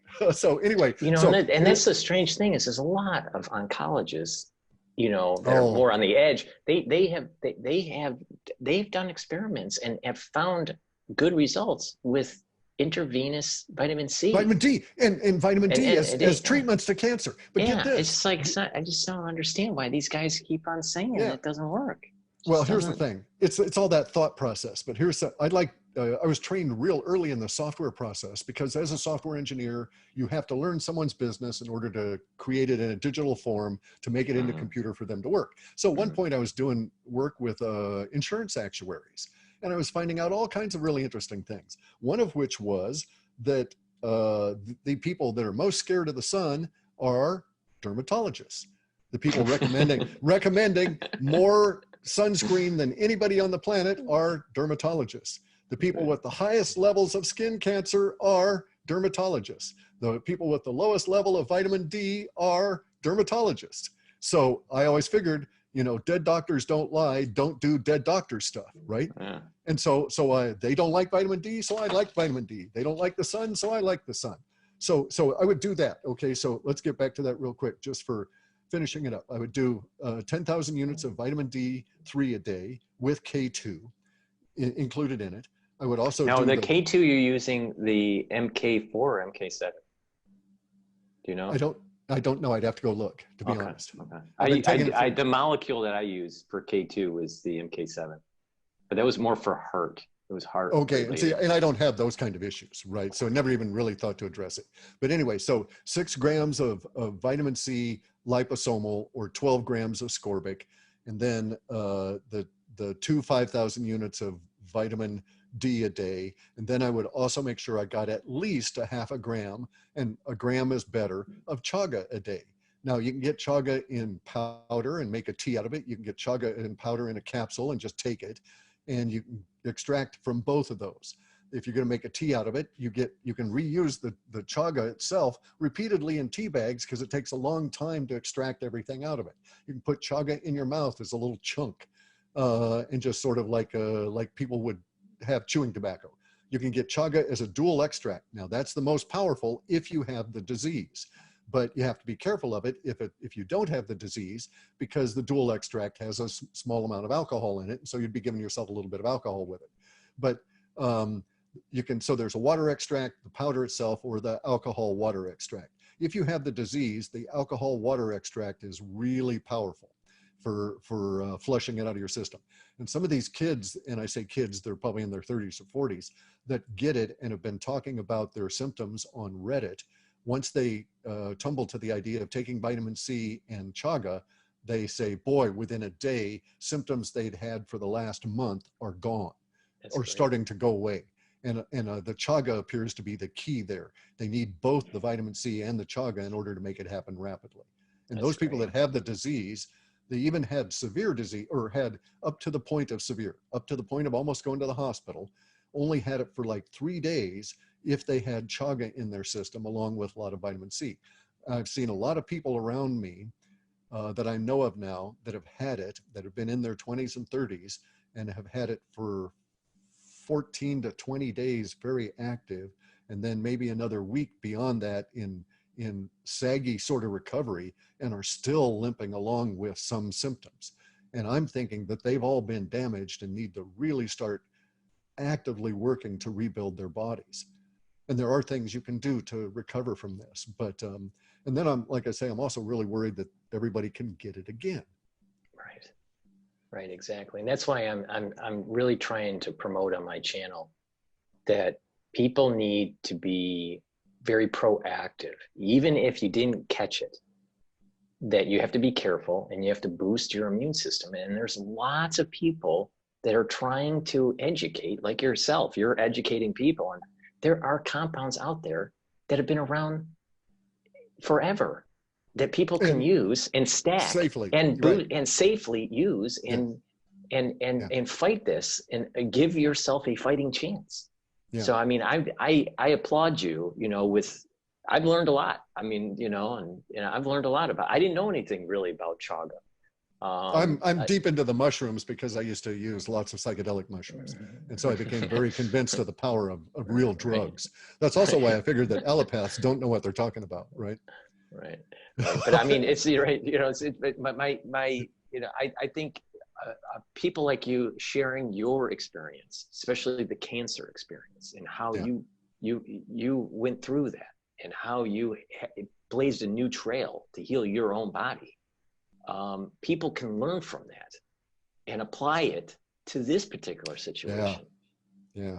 And that's probably one of the reasons that, you know, I was sent back, so to speak. Right. So, you know, it wasn't a good cancer surgery, and the surgeon was deft, but you know, I still went through that crash. So I was due to die that day. Yeah, I mean, but you're here, and that's, you know, you're here, you know, you're yeah. here, and bitching and moaning about it too. and do you feel, would you say that you have more vitality now? Oh, certainly. Right. Yeah. Because there's I mean, especially the last 10 years of the cancer eating it away, right? Because here's the thing about cancer. So cancer is entirely sugar based. Yeah. Most people don't recognize that. Right, all forms. But here's the thing. Most people don't realize that it doesn't go into the Krebs cycle. It just stays in the glycolysis cycle. Right? Exactly. And here's the thing. If we look at it one way, just as energy units, right? So if you've got a cancer in you, or if you don't have a cancer in you, and you take 2 grains of sugar, you're going to get 46 energy units out of those 2 grains of sugar. If you've got a cancer in you, the sugar still converts to 46 energy units, but your body only gets 2 out of those 46, and the cancer gets the 44. Right. And so that's what happens to you over time. As the cancer grows, more and more of your energy, and it keeps demanding more and more sugar just to get you up and moving. And so it's terrible. And it's multiplying. Yes, it's multiplying. It's an exponential function. Yeah. So I have a lot more energy now. I'm 100% into the keto diet, carnivore diet, whatever you want to say. I just don't eat carbs. And actually, it's not true. I allow myself 4 dates a day for a total of 50 grams of carbs. And some days I don't have them, right? Some days, maybe a whole week will go and I won't have a carb. And then I might have a teaspoon of, or partial teaspoon of honey. And that's about it. But I have very much more energy. I'm waking up really damn early. I'm working solid until, probably 18 hours a day. And, I'm adding back muscle mass. I'm giving myself a challenge of, with my lightweight bow, which has a 50-pound pull, of getting up to where I can shoot 100 arrows in a day. Oh, great. And so, so I'm now doing 33 in about 25 minutes. So I'll get there. And, tremendous amounts of energy now that I'm through the cancer. And also with the COVID, that's something else, is the energy drawdown happens so rapid. And, I mean, we've actually lost people that I know that to this disease, and they were young, they were healthy. One guy thought he had allergies and came out of it and walked around for 4 days and fell over dead. And massive damage to his heart. And it was because he'd had massive ground glass opacities, and his heart was trying to push the blood just to be able to get him up and move. So really terrible stuff. I'm going to have to go. I've got to get another cup of Okay. coffee and stuff. Okay. But Well, nice chatting thank with you. you. Thank you, Cliff. I really appreciate it. And if you would Yeah, like to come onto the channel again, we would love to have you because you have sure, a sure. wealth of knowledge and you're teaching us on how you went through your Yeah, cancer and how to apply it to what's going on. And we can go back and forth. Maybe you have a lot of knowledge about a lot of different things, and maybe we can even probe next time, maybe some geopolitical things. sure, And maybe, sure. Yeah. okay, And great. we should talk to George Webb too about the players, Right, because I know right. the Chinese guys just by following all their articles. Yes, what I'd like to do is maybe get a 3 panel next time between you, George, myself. Yeah. That would be really good.